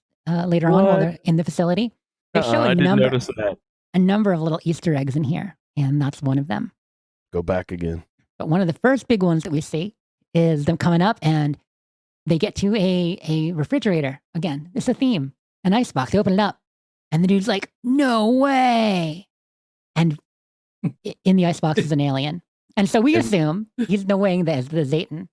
The little Martian. Yeah, it's the green guy from the cave in Fallout 4, the Zayton from Fallout 3, right. Yeah, but he doesn't care. Nope, he just yanks out the alien corpse. He's like, a real icebox.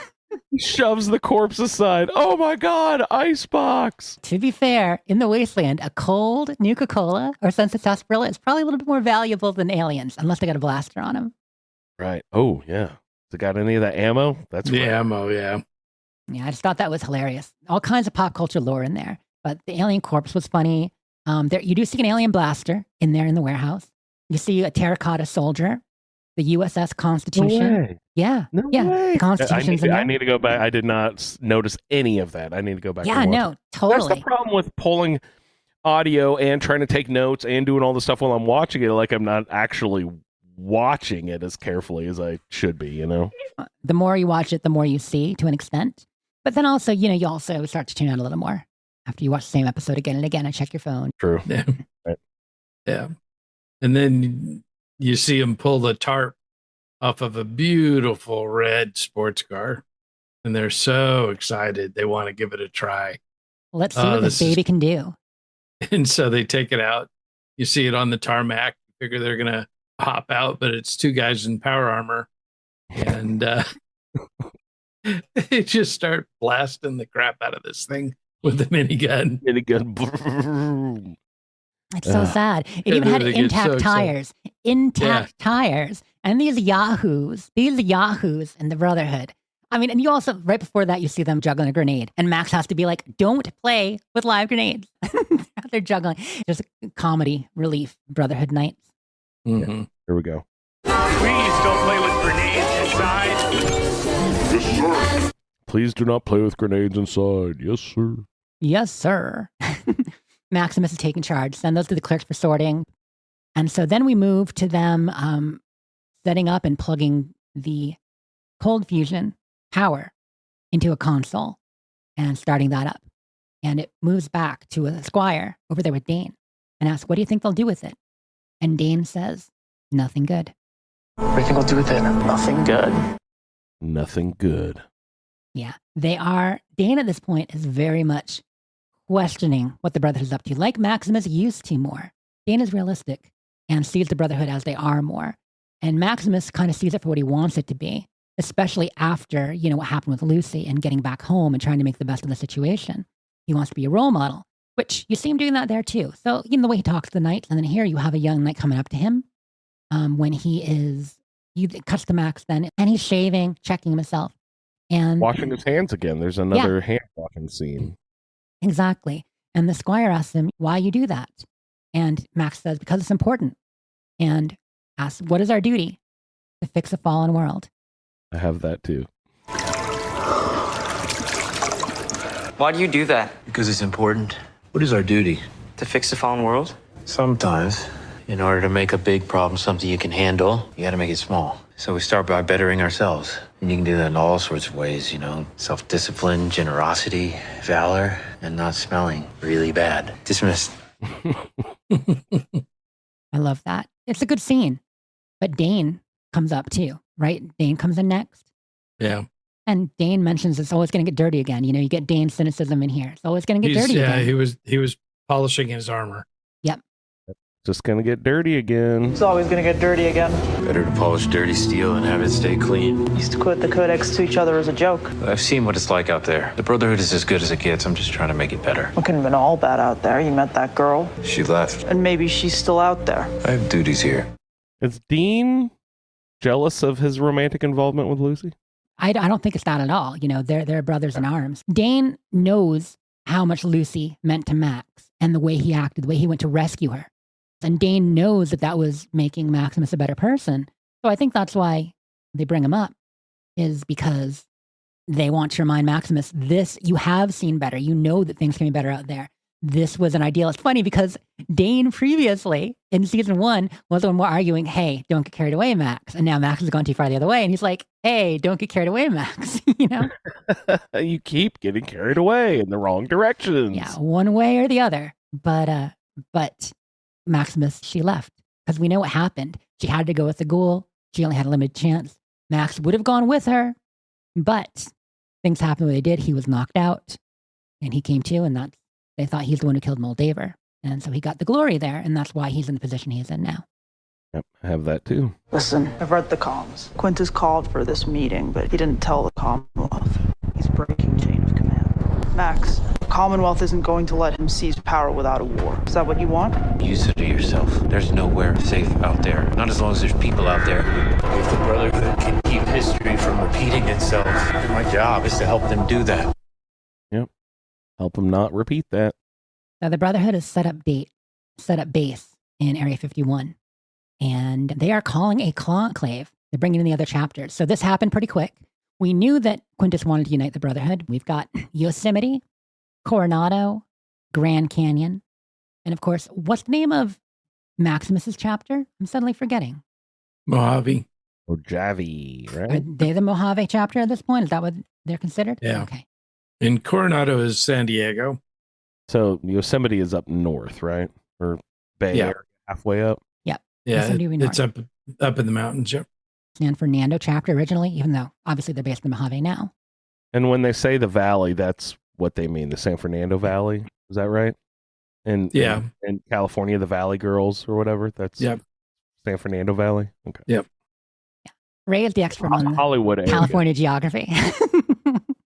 Yeah, just over the hills from Hollywood. Yeah. But it just goes to show all the different, like he's right. They were fractured into a bunch of different little factions. You know, all those places are not that far from each other, yet they're all looks like led in vastly different methods. And in the world post-war, even though the Brotherhood can travel better than most with vertibirds. They got fucking airships, man. A few airships, more than expected. You would not think the Brotherhood had that many airships in the past, but... Well, and vertibirds, and I assume they have some sort of land tanks or something at least. Well, they probably, some chapters do, but we don't actually see them at all really here. Just it's possible power to have armor. a few, yeah. Oh, they don't need tanks because they got power armor, you're right. Yeah, and I mean, in the game, as we know, while there are a few instances of vehicles, they're very few, because tires have rotted out, they don't work anymore, coolant, etc. That's why they made the comment about the intact tires on the car. Yeah, that's why I mentioned that, yeah. Because it would have actually been drivable, because so few are. But, and again, the airships, we know the Brotherhood in Tactics had multiple airships, but they didn't have them for a long time. One of the things that made the Commonwealth chapter special after Maxim came up in Fallout 3 and 4, and they had the Pridwin, is that they actually took a couple years to build that from the remains of the base and stuff around in the Capital Wasteland. That's how they rebuilt it and created it, and that's partly what made them the dominant chapter. So the idea that other chapters now have airships, I don't know. I think it's kind of a bit of a just, they look cool, so let's give them airships, right? Yeah, I don't think we need to get bogged down in the, the actual factual. And the Yosemite and the Grand Canyon faction seem kind of odd because those are two incredibly remote areas. Well, the Brotherhood has been hiding to a large extent. After the way things went down, a lot of the chapters, if they weren't hiding under sandstorms, they were in remote locations, right? To an extent where the NCR couldn't reach them as easily, or the Legion. That might be part of it. I don't know. But I guess they're just picking people nearby that they could actually reach and communicate with. Now, he mentions dozens of chapters, and we only see these 4 here. And of course, we're missing one of the big ones, the 5th, the Commonwealth, technically the leadership of the Brotherhood right now. Ruh-roh. So, Quintus is speechifying. Do you have any things from the speech that you want to share, Andrew? You just like that they let you fuck robots. That was one squire, and he was well within his rights. I like that part. If I was going to say something from a speech, that's what I would say too. No. So Quintus greets them all, and he talks about where they're all from, how it's been decades since they gathered to renew our shared and noble purpose. Thanks to the efforts of the knights of our chapter, the axis of power has shifted in the Brotherhood. When he says that, of course, one of them says, "Where the heck is the Commonwealth, Quintus? They should be here." And Quintus knows what would happen. If they were here, what would happen? They would take the relic and give us nothing in return. Does that seem fair to you? Taxation without representation. Exactly. But it would lead to civil war, he says, with the Commonwealth. And everyone's laughing. They'd kick our butts. Yeah. But Quintus rallies and says, not if we stand together. With the power of the cold fusion diode, we can power airships, armor. We can defeat the Commonwealth, united under a common banner. And of course, the others aren't really having it. They're like, yeah, your banner, Quintus. You just want to be in charge. This is where we learned about how much the chapters have changed, how much the Brotherhood has kind of devolved from how we've known, like the stronger chapters. So Yosemite talks about how theirs doesn't go in for any of the religious stuff. And then we've got, which one's the robust one? Is that the Yosemite one or the Grand Canyon one? Grand Canyon. I think the Coronado one is the guy that is naysaying Quintus's ideas. Yep. So they're all talking about that, and they're not coming together. They just start arguing and fighting. And they're saying, we wasted our resources. And Quintus, of course, says, there's something we all agree on. And then dramatic swell of music. Power. And a bunch of Brotherhood come in carrying crates full of fusion cores. How much is that? Or how many do you have? Enough to power... Yeah. All of human history, more than human history could ever consume. And of course... About differences. But there is something we all agree on. Power. How many of those can you make? More than all of human history could ever consume. The Codex does say that violence against a fellow brother is forbidden. But I suppose the Codex is open to interpretation. Yeah, that. Fuck the Commonwealth. Then it's decided. Let's drink to it. Fuck the Commonwealth. That guy just likes screaming, fuck the Commonwealth. He's really excited now. But they're drunk with power. Like, they see that, and they're like, holy, this would turn the tide. Their greed overwhelms their common sense. Because up to this moment, they're all like, this is ridiculous. We could never stand against the Commonwealth. We don't want a civil war. If we unite without involving the Commonwealth, they will come lay down the law. So that implies that they have all of the power armor and everything they could ever need. They just couldn't power it. They just didn't have the means to make it go. But now that they can make it go, they can just pop them into all the extra power armor they have laying around and go toe-to-toe with the Commonwealth. Yeah. Probably that would be a logical way to look at it. They have more power armor, but they needed power for it because fusion cores are scarce. So they have to be careful how much and where they use it. But not just that. We're talking about vertibirds and vehicles, talking about other weapons. There are a number of weapons that are powered by cores as well. And then you have all the arms they've uncovered in Area 51. Because you see the one holding like a cryolator type weapon too in the Area 51 warehouse. Like there's all this stuff. Oh, cool. Yeah, lots of usage.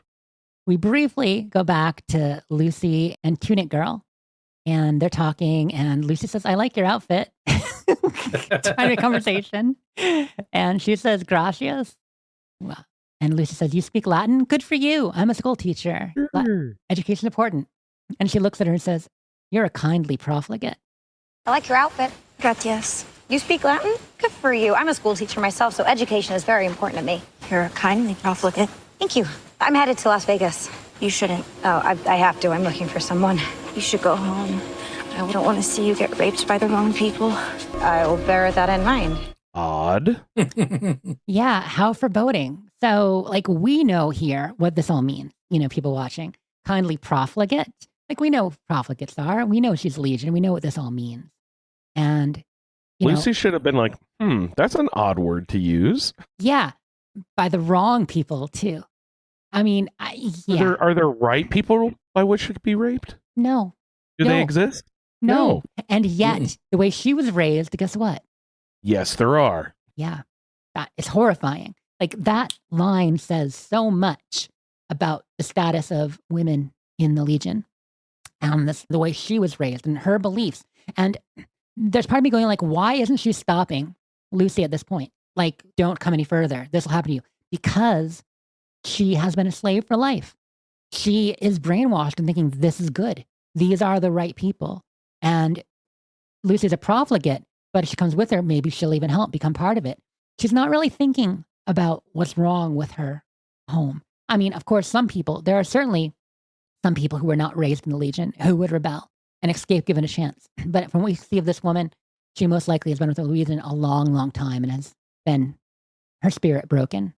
She's a slave, and the person either who was, I don't know, slave with her or retrieving her or something, and she is outside of the watchful eye of the Legion. Why is she going back? Bolt, lady, just go. That's just it. And I like a more recent slave most likely would. Someone who had a life outside the Legion. She would just die of dehydration out in the desert. So. Yeah. Better the devil you know. But to an extent, I do feel that maybe she just has a broken spirit and she's just been raised a slave or a slave so long she can't think of any other life at this point. Knows nothing else, right? Mm-hmm. And then we hear a twig snap and Lucy's all, fudge. And hello? As she knows something's going on. But then we cut from the scene back to Vault 31. Back to the Frosties. I like that name, the Frosties.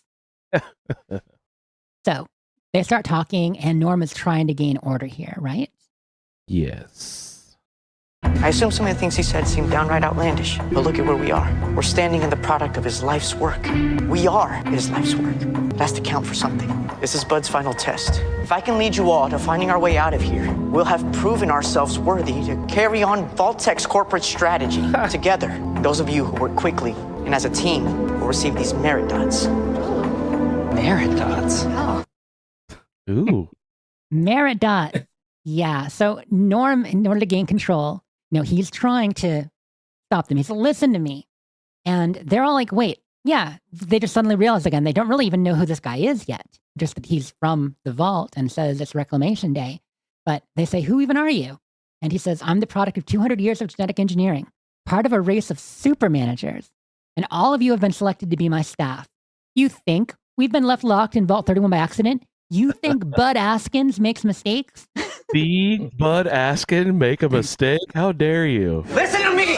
Who even are you? Seriously. I'm the product of 200 years of genetic engineering, part of a race of super managers. All of you have been selected to be my staff.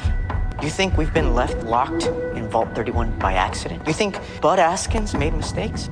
Never. No chance. Never. Oh my God, Claudia, we're trying to have a conversation. Shut up, Claudia. God. They are so awful to her. But yeah, so that's when he invokes the name of Bud Askins, and he invoked the idea of taking control, which most of these guys are staff. He says, you've been selected to be my staff. So suddenly they're getting a merit-based thing. This is what they've been trained for. We know these are very much middle managers, and maybe the more senior of them, like Betty, like Hank, like Bud, had more responsibility already. And then the other clip he played is the same. Norm admits, yeah, some of this is outlandish, but look at where we are. This is the product of Bud's life's work. Has to carry something forever. And then he pulls out merit dots. You guys, merit dots. Those of you who work quickly and as a team will receive these merit dots. Merit dots? Oh. Merit dots? They are very excited about that totally meaningless gesture. It's just so classic Vault-Tech. We joke about how they can be brainwashed at times, but honestly, working for Vault-Tech, even the pre-war ones, Vault-Tech had its way of getting its hooks in you. Merit dots, like a little circle of paper. They're band-aids. Yeah, circular band-aids. Little dot band-aids. It's perfect. That's corporate life, right? You want the good review. Band-aids. So they start hatching a plan on how to get out of there. And as soon as he gives them a purpose and takes charge like that, they respond. Okay, they want to succeed here. And so Clark mentions he took notes about ventilation. He's looking at ventilation. Someone else mentions fire suppression. Someone says about burrowing underground. I'll hack the overseer's console. We can write protocols like they are. You can tell that these guys, yes, they're not exactly leaders, but they've been trained. They have some training. They have initiative. They're going to work through this together.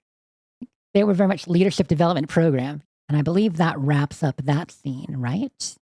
Believe so. Hank's doing an interview next, I believe.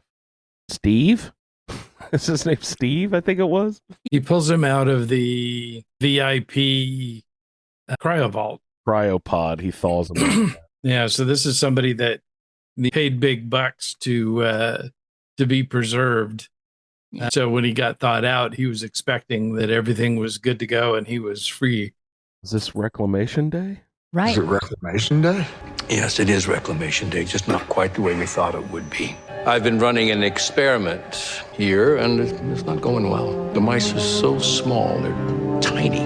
It's a very fiddly business. I think there's been some sort of mistake. I signed up for the Vault-Tec Premium Elite Plus. Did you read the fine print? Yes. Well, I didn't. I prefer the classics. So much has changed since you went under. But it's what stayed the same that concerns me. Old habits, I guess. I am optimistic that we will be able to work out the kinks. So what's the I didn't read the fine print, I like the classics reference? What is he's that? simply saying that it doesn't matter what contract he signed at this point. He doesn't matter that the guy is Vault-Tec Elite Plus. Hank is on a mission. And apparently he's moved from the small livestock to the bigger livestock. The mice are so small. They're just so small. Yep, it's very fiddly business. He doesn't have a small enough, what are we calling it? MCD. Yeah, an MCD, exactly. But no, guy has no idea what he's talking about. He offers him some champagne and all that. And then Hank gets to the point. Because Steve here is out of sorts, but he's having champagne. And Hank says, I noticed on your file you had a family, but you only bought a ticket for one. And Steve says it was expensive. Oh, that's rough. But Hank, we know how Hank thinks. And family is important to him. Even though he wants to control he's down with this control. He says, you can't put a price on family, Steve. We're very clear about that in the Vault-Tec advertisement. Family is the first building block of civilization. And this is where he goes on. And he pulls out the device. And he sticks it onto our buddy Steve here. And he said, Steve is, of course, starting to freak out. What are you doing? He's like, I'm improving a piece of outdated technology. It hasn't worked out so far, but if at first you don't succeed, turn up the thing. Steve starts rattling. You try again. Pop. I noticed on your file that you had a family, but you only bought a ticket for one. It was expensive. Can't put a price on family, Steve. We were very clear about that in the advertisements. Family is the first building block of civilization. What are you doing? I'm improving civilization. It hasn't worked out so far. But if at first you don't succeed, try again. Yeah. If at first you don't succeed, splat. try again. Oh, the worst. And it's Lee in chat mentions poor Hank's wife. So poor Steve's family, says Thulior. Poor Hank's wife, says Lee. And that's true. Like, Hank's there talking about family. Yeah, what did he do to his wife? Well, why did he do it? Because she tried to take his family away from him. Lucy and Norm. She tried to run away with them. And that was the ultimate betrayal. So again, this is what motivates him. Vault-Tec, whoever he's working for, and family. So we are back to Lucy coming up on a cabin. And she walks up, and it's a Legion cabin, and she stops. And then suddenly she hears more people around her. And then she is surrounded by Legion. Hello? The costumes were great. Right? I so like good. the costumes. You see the coyote hat. You see all sorts of neat stuff on the Legion soldiers there. What's his name? Who wears that shit at the... Vulpus? Yeah, Vulpus and Culta. Mm-hmm. Is Vulpus a name or a title? Vulpus actually means fox in Latin. Means fox. So is it a title for them? Technically, he's part of the Frumentari. Was that his name? Okay, I think his title is Vexillarius. Sorry, I'm spitballing here, but I think he's a Vexillarius, and he's part of the Frumentari, which is the spy network. Okay, so Vulpus is his name. Yes, right. Vulpus and Culta. They're all surrounding Lucy with pointy spears and Legion armor. And she says, hello. I realize you have our cultural differences, but just so you know, I am nice. But just so you know. I love that. She tries to, take the tension out of the situation immediately. Yeah. But at the same time, that automatically lets them know that she is zero threat and easy to take down. She tries again and again to use her charisma and her Vault-Tec counseling training and de-escalation training. And again, it doesn't really work. But she keeps trying. Charisma is the throwaway stat of this show. She is a speech build. It just wasn't. It worked great on fellow Vault-Tec, but she didn't train in the real world. And even though you leave the vault. Right, our girl has grown up a lot. Like, she is not as naive as she was, but she still is the same person. She still has that core Lucy, and it's important she holds on to it, right? At least for her to stay who she is. And that's something we talked about a lot the first season and going into this one, that we hope Lucy as a character doesn't lose who she is. Because, yes, she will have to grow up and become more worldly, but if she changes too much, it'll kind of change the core of her character. And maybe given enough time, she will be more like the ghoul. But hopefully they meet somewhere in the middle. At least that's what I hope.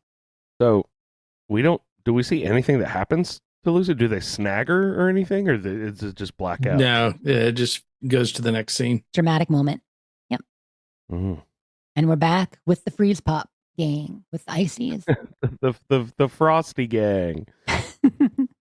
Don't Mess with Mr. In Between. I like that song a lot. But I noticed it wasn't the Bing or whatever his brother's name is who did the version that's on the Yeah, no, this I'm is familiar with. This is Johnny Mercer. The song is Accentuate the Positive, I think it's called.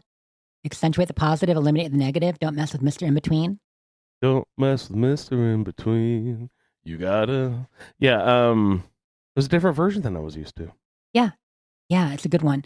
But I think it was Johnny Mercer. And actually, I wrote down all the names of the songs in my notes. So Johnny Mercer and the Pied Pipers.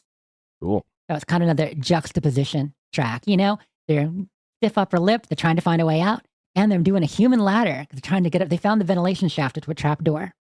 They're industrious and inventive and teamwork and everything you would want a managerial team to do in like a team. This is literally every corporate team building activity designer's wet dream here. Yeah. This particular activity. Teamwork to get us out of this sealed vault. Trust that you're not going to fall, as opposed to a trust fall. But then, as we make it up to the top, they say, lead the way, boss, to Norm, you know, because Norm's taking charge. He's the one who gets to go first. And this is where we see so much growth with Norm. Because we know, originally when Lucy was leaving the vault, and he couldn't go with her, and he had to back down, and he said, because I'm a coward. Not brave enough or something, right? He just is, it's beyond him. And yet here, he has to make a decision. Everything he's gone through, everything he's discovered, what he's just endured, he is going to lead the way. So he steels himself, despite his fear of leaving the vault, despite his fear of the outside. He climbs up. I mean, there's a lot of banging and awkwardness, and it's funny. But it's also like such a moment, right? Yeah. Well, it just shows that he's not a natural athlete or leader. It's a struggle for him to fill this role, and he's awkward in getting into that position, but he is driven to do so. Exactly. Kind of shows how our character is expanding a little. Yeah, exactly. He's grown to the situation quite a bit. And he has to, and this is also after everything he's endured. Like, he's still feeling weak. He still hasn't had a solid meal in a while. He's starving, right? And he hasn't had water in 2 weeks or whatever. Yep. Trying to water make it he has is licking the algae off of pipes or whatever. But he gets out. He's first one out the pipe, and he is just in shock. You see him climb out, and then there's behind him, staggering, struggling, blinded by the light. I mean, Norm has never been out in real sunlight. That's all new for him. And they have to climb the rise. He is in shock. And of course, one of the other ones, you probably got this recorded, didn't you? I found a ladder! Lead the way, boss. So dirty. Oh man, the mall's gone. It's beautiful. It's so dirty. Oh man, the mall's gone. I love that. That guy's hilarious. Like, he has a lot of the best little one-liners for the vaulties there. The shut up Claudia guy. He's awful, but he's funny. But that's what he cares about. For him, the mall's gone. It's 200 years later. They've survived a nuclear apocalypse. The mall's gone. Like, one of them was like, ooh, it's so dirty. And the way it's contrasted, because Norm says it's beautiful. Like, this is a different angle that we've seen, though, but it does give us a good proximity of where the vaults are located, but it looks like a different place than where Lucy came out. Yep. Because So she Lucy came out on the south side of the Santa Monica Pier, and they were on the north. Yeah, this is an air vent side or with something. The sprawling vault network, and yeah, so they're a little bit north of the pier when you see them looking out over where the mall would have been. And that's the Santa Monica Pier, right? That's what that is? I believe so again. Lee shared a picture. It's a different perspective, but it's right nearby. I think it's the same site from the other side. Yeah, this is where Lucy comes out, just different, totally like miles away. And then we switch from there back to the Brotherhood. And they're having a bit of a celebration now. They're celebrating their compact and the fact that they're going to join together. And they're getting all the power and uniting the Brotherhood again. And they're celebrating. We've got a couple guys in power armor fighting. Yeah, some rock'em sock'em robot. Yep, little rock'em sock'em, little power armor fighting. Pop his head up. Which I love seeing it because that obviously at the Gata we do rock'em sock'em power armor fighting. So that was amusing. I'm like, yeah, this is so Fallout. But they're cheering and grunting, and Maximus, you can tell he's a little bit like, again, looking at what's going on, like, is this really for the best? Is this really who we are? Yeah, it's really neat watching him sort of feel his feelings about is he trapped? He doesn't really have anywhere else to go, but so, he wants to make the best of it, but he also sees that this is a crazy I don't know, just him looking at all these like buffoons. He's like, come on, guys, we can be better. It's just interesting to see him sort of develop like this. Yeah, he's definitely embarrassed by the behavior a bit. I think you're totally right on that. Like, he wants the Brotherhood to be better in the same way that Quintus wants the Brotherhood to be better, but it's different. Whereas Quintus wants the Brotherhood to be better for his own power and glory and his vision of what it should be. Whereas Maximus wants it to be something to aspire to. He wants to be, that's what he's always wanted to be. He wanted to be a hero. It's like when he got the power armor and he's able to help people. He wants to be able to help people. He thinks the Brotherhood can do that. And yet, we have to remind ourselves how he got that power armor under sort of like, questionable very questionable circumstances. Yeah. He is still wearing I love that that's his suit. He is still wearing the same power armor with the gash. That's his. There's the bear mark on it. Yeah. Yep. So they're fighting and they're all, who's next and challenging. That guy, tall guy, comes up to Maximus. Yeah, this guy's huge. He asked him about, you the guy who took on Moldiver? You the one who killed that NCR bitch? Moldover? Moldaver. I did. Moldover? Yeah, I did that. Bet I could mash you. Probably. All right, let me get my armor. No armor. Bareback. I bet I could mash you? Well, this guy is huge. I mean, this is a Viking-sized dude. And you can tell he's the lead for his chapter. So the way that you edited the clips, there's obviously cut a lot of the pausing because there's so many pauses in these. It's quite a tense scene. The guy is lots of standing and staring down. Yeah. Yeah. The guy is staring at him and Max is like, he's just like, yeah, he doesn't want to fight. He's like, yeah, you probably could. And the guy's challenging him and he looks over to Quintus and Quintus gives the nod. Then yes, you should fight this guy. He knows what's happening here. And Quintus, for political power, is saying you've got to establish dominance. But he's dangerous. But that's because Quintus doesn't really care about Maximus. He just cares about what he can do with the sword. He doesn't actually think that highly of him. He just thinks about how he can use him. And that's what the situation is here. And so Maximus, all right, let me get my armor. And Viking dude wants to go bareback. Which I was thinking, phrasing. Interesting phrasing there, bud. Yeah. Just dangerous. And he fights dirty anyhow. Right. They're like no weapons, no armor, nothing. And he fucking brings a knife. Because the dude doesn't have honor. And that's what we're showing here. A lot of the Brotherhood doesn't have honor. It's simply about power. And that's how some of these chapters work. And honestly, that's how Maximus' Brotherhood works too. He just managed to ascend through the way things went over with Moldover. But yeah, so they're fighting, and obviously the guy is significantly stronger than Maximus. Maximus doesn't have much of a chance against him, but he's scrappy, he's tough, he's agile, and he starts getting back in, he's getting some punches, and the guy pulls out a knife. Because he doesn't care about the rules. He's just there to win. And Max uses the dude and fighting, uses the dude's weight, and they're fighting and wrestling, and he manages to use the guy's weight as he fights off the knife to actually pierce him. Yeah. Uses the guy's girth against himself. Ha ha. Yeah, Maximus has been through a lot. And as this happens, and Maximus just killed a guy, and it's supposedly a moment of celebration, a thing, because, that's what had to happen. didn't have much choice in the circumstance. And yet it shows the Brotherhood is not who Maximus wants them to be. And Maximus is realizing more and more. And Dane is watching. And Dane sees Max fighting and about to kill this guy and just walks away because disappointed. Everyone's disappointed in everything these days. Everyone's embarrassed. And there's just not much they can do. Max is just surviving. Like, a lot of what he's doing is survival based, reacting versus acting. And when he gets a chance, he's gotten stronger now. He is taking some action on his own, but he's more of a follower. So even though he wants to lead and be an example, he's still taking orders. And that's about to change. Well, you have to, because what's the alternative? Where else are you going to go? Mm-hmm. You need water, you need food. These people have water and food. Yeah. No, he as he says before, they're the best chance the wasteland has found.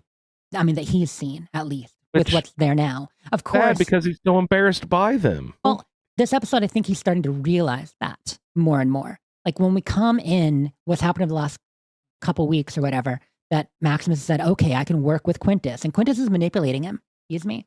And so he's making the best situation and he wants to lead by example. And so he's buying in. He's buying in. He's pushing down his feelings and buying in.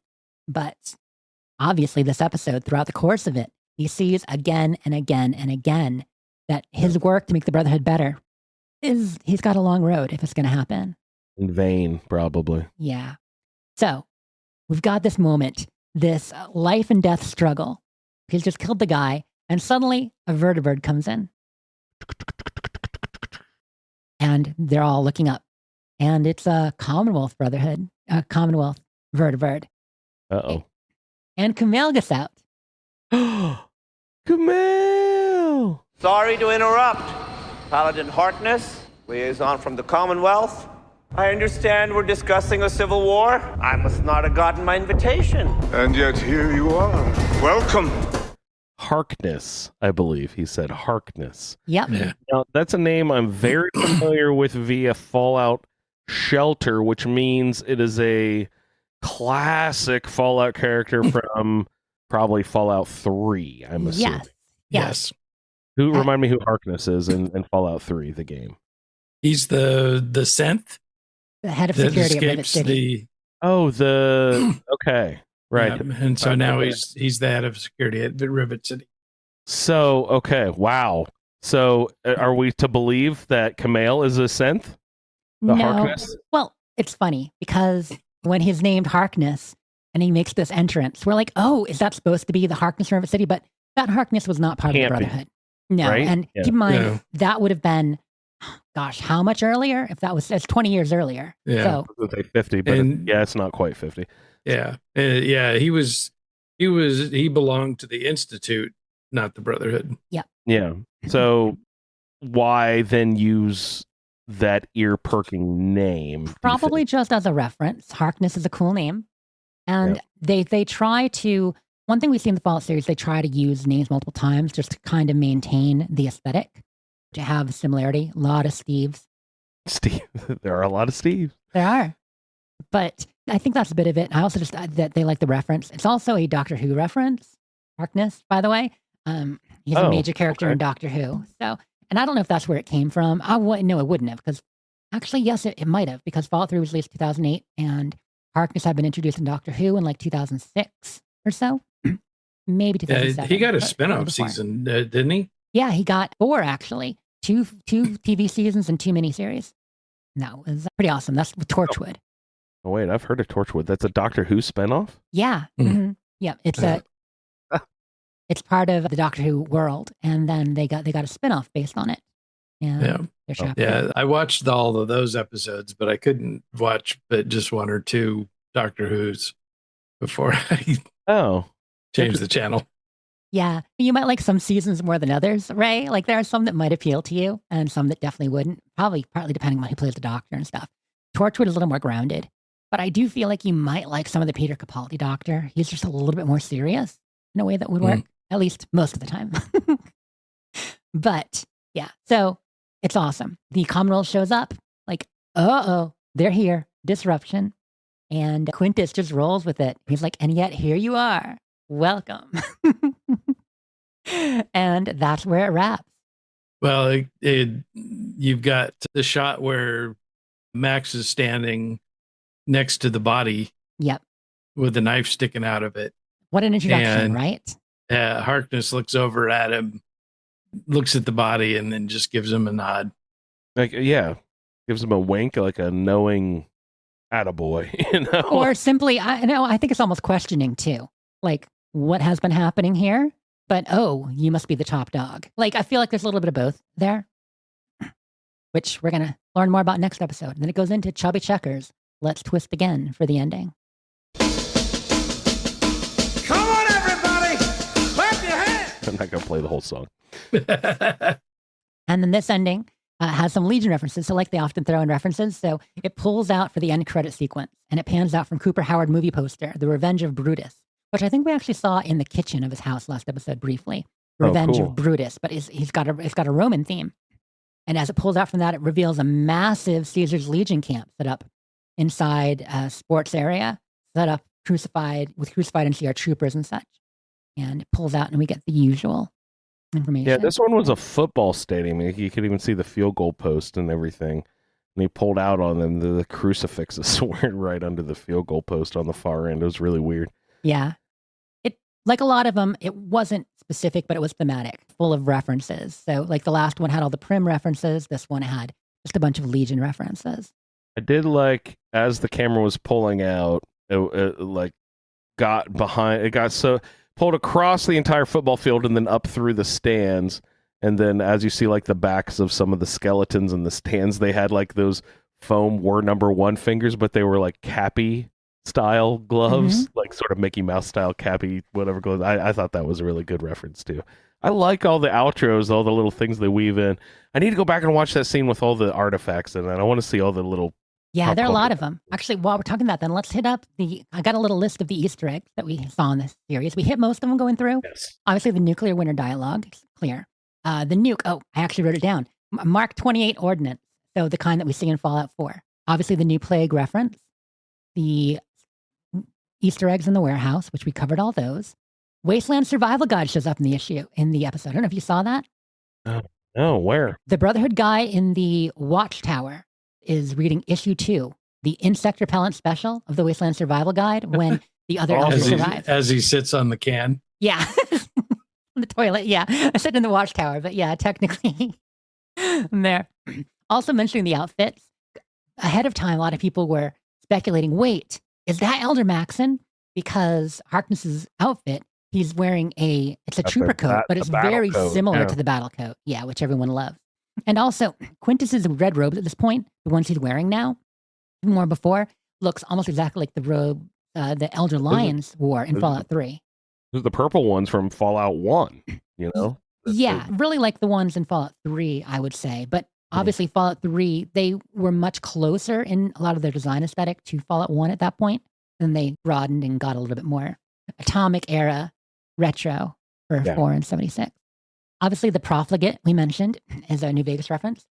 And the final one, and I don't know if this counts or whatever, but I was searching Golden Rule in Fallout dialogues, and Deacon actually mentions a bit about the Golden Rule in Fallout 4, one of my favorite companions. Oh. Yeah, if you've got negative affinity with Deacon and he's not happy with you, he's basically like, what about the Golden Rule? I thought that was cool. I'd never caught that till I searched it.